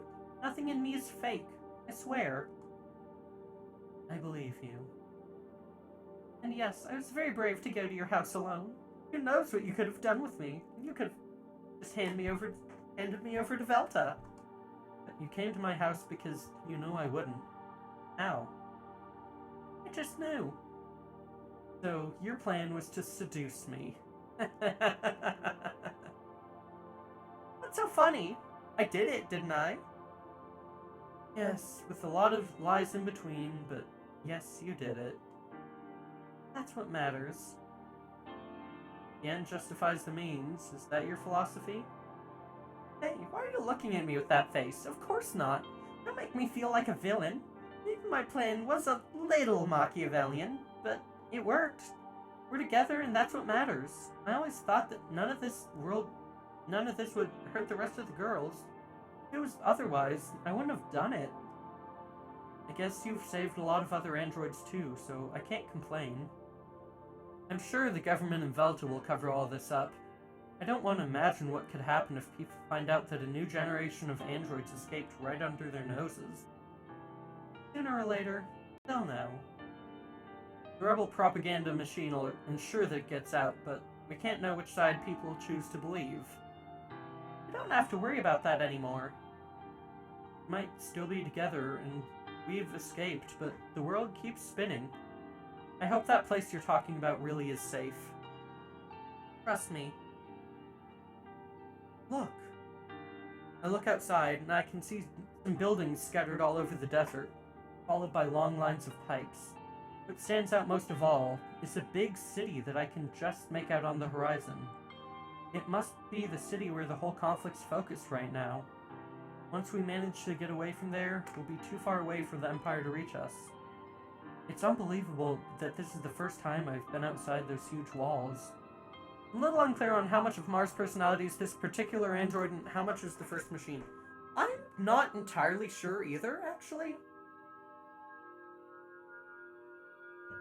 Yeah. From what they've implied, the first machine mostly does, like, the emotional processing for all of the androids. It's not critical, though. Yeah. Rebel territory. We're officially fugitives now. All the girls on the train start to celebrate. After so many years in the police, being part of the enemy is a strange thing, but... yeah, hell yeah! But what other option did I have? And even if there was another option, this is the one I've chosen. Oh, she's so pretty! She's so pretty! She's so pretty! Mars leaning against the window, watching the desert dunes pass by. I feel like I could spend my life watching her. For the most part, that's exactly what I plan to do. Multi-piercings, yeah. There's nothing as nice as a rainy day. At least, it'd be a nice day if I were home.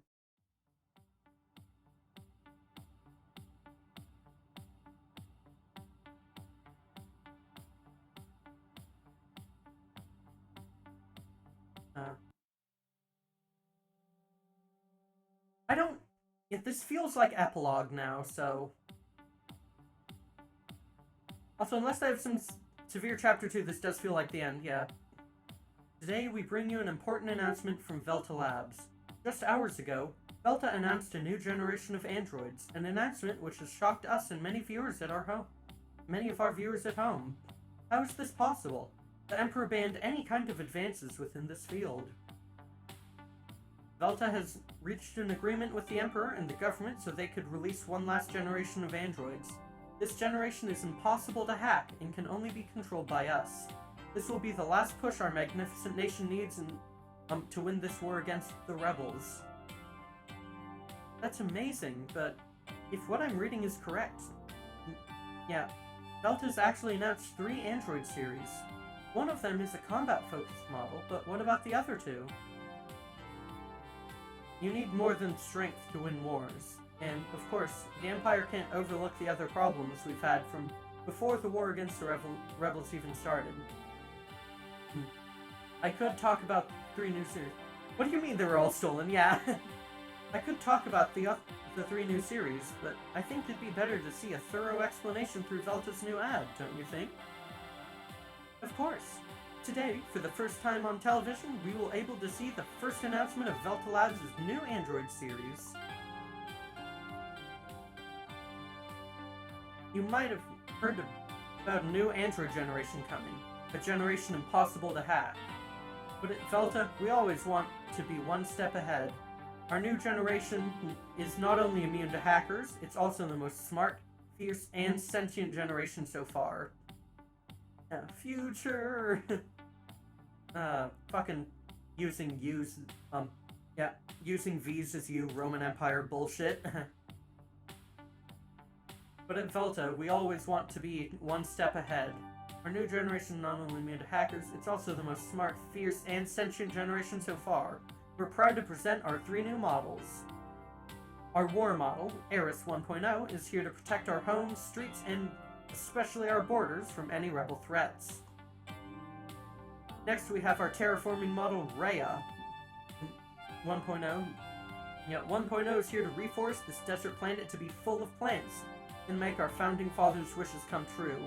All of this is possible thanks to our new Black Seed crop growth model, which means they're able to grow even under the harshest conditions. And, yeah. Finally, last but not least, our service model, Eros 1.0, is here to make you trust all the androids out there who are protecting and reforesting our empire. We want our new models to help our citizens with any problems that they might have, and that includes even the smaller ones. This model includes every kind of knowledge needed, even the psychological kind, to help you live a fuller, happier life, unlike those old soulless androids. By disrupting desert ecosystems, yeah. Oh, hello, Captain! You will love it. Lack of ecosystems, yeah. And that's it. That is Synergia. And back, peeps, hi, we just beat the game.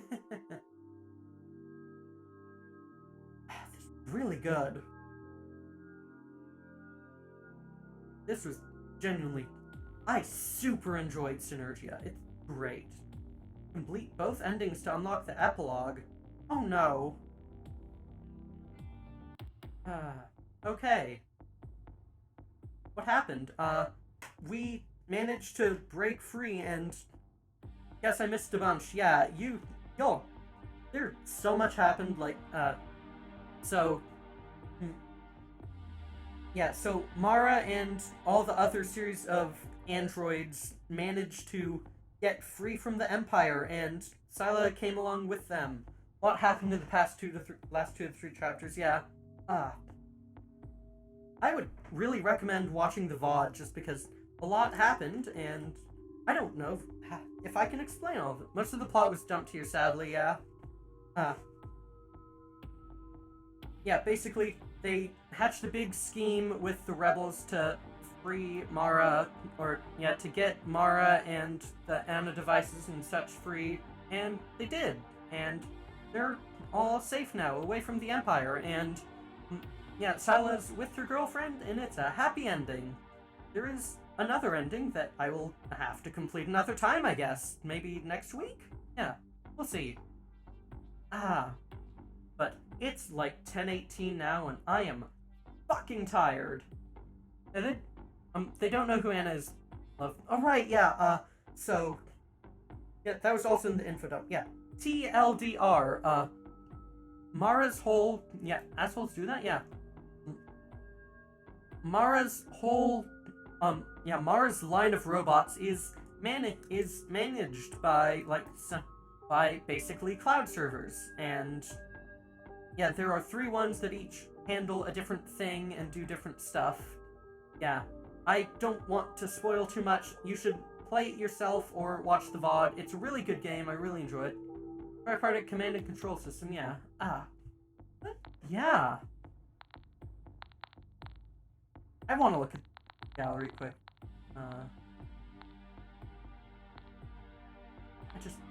I need to look at this again. Let me explain it better, yeah.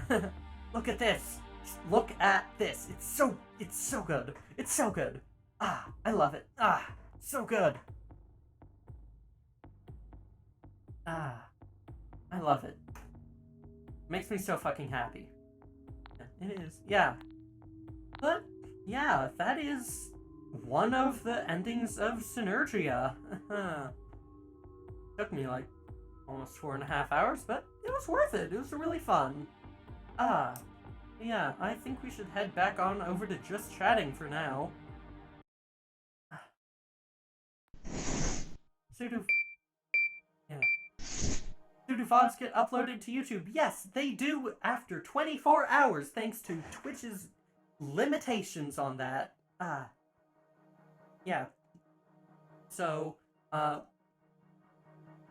yeah, basically, in 24 hours after I stop the stream, you'll be able to pick up the VOD. It's just, yeah, Twitch, infinitely powerless, yeah, Yep, yeah, we should find someone to raid, because, fuck, my throat hurts so much.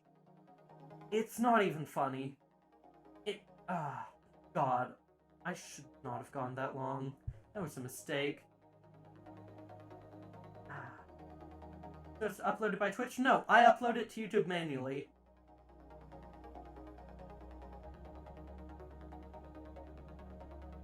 Yeah, oh, thank you. Who the hell should I raid right now? I don't know who I want to go to. Any recommendations?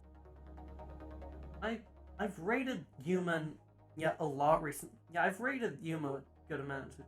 So it's the VOD itself that takes 20 hours to show up on Twitch. No, you can see the VOD on Twitch immediately, but, I'm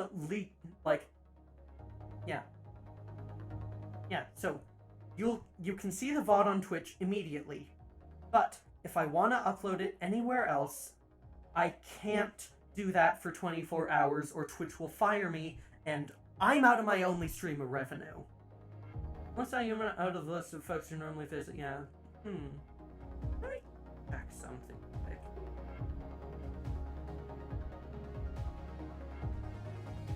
I wonder...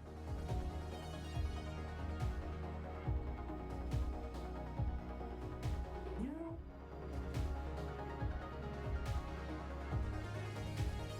No, okay. They want exclusivity, yeah. Yeah. So, I just can't post anything until I'm allowed to.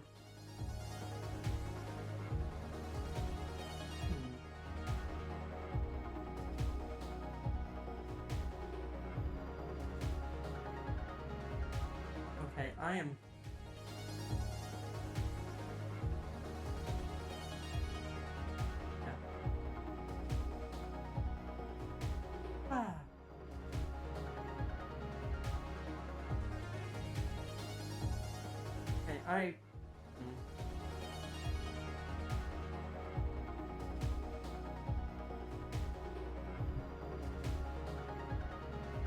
Maybe, you okay? You okay, John? Oh, just going in, let me see,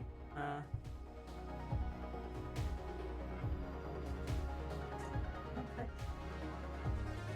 Let me actually...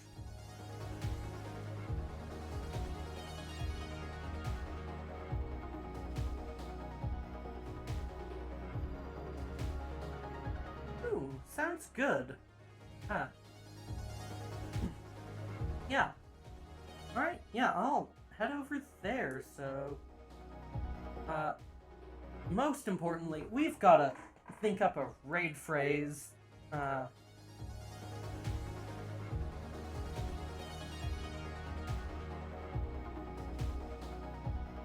about,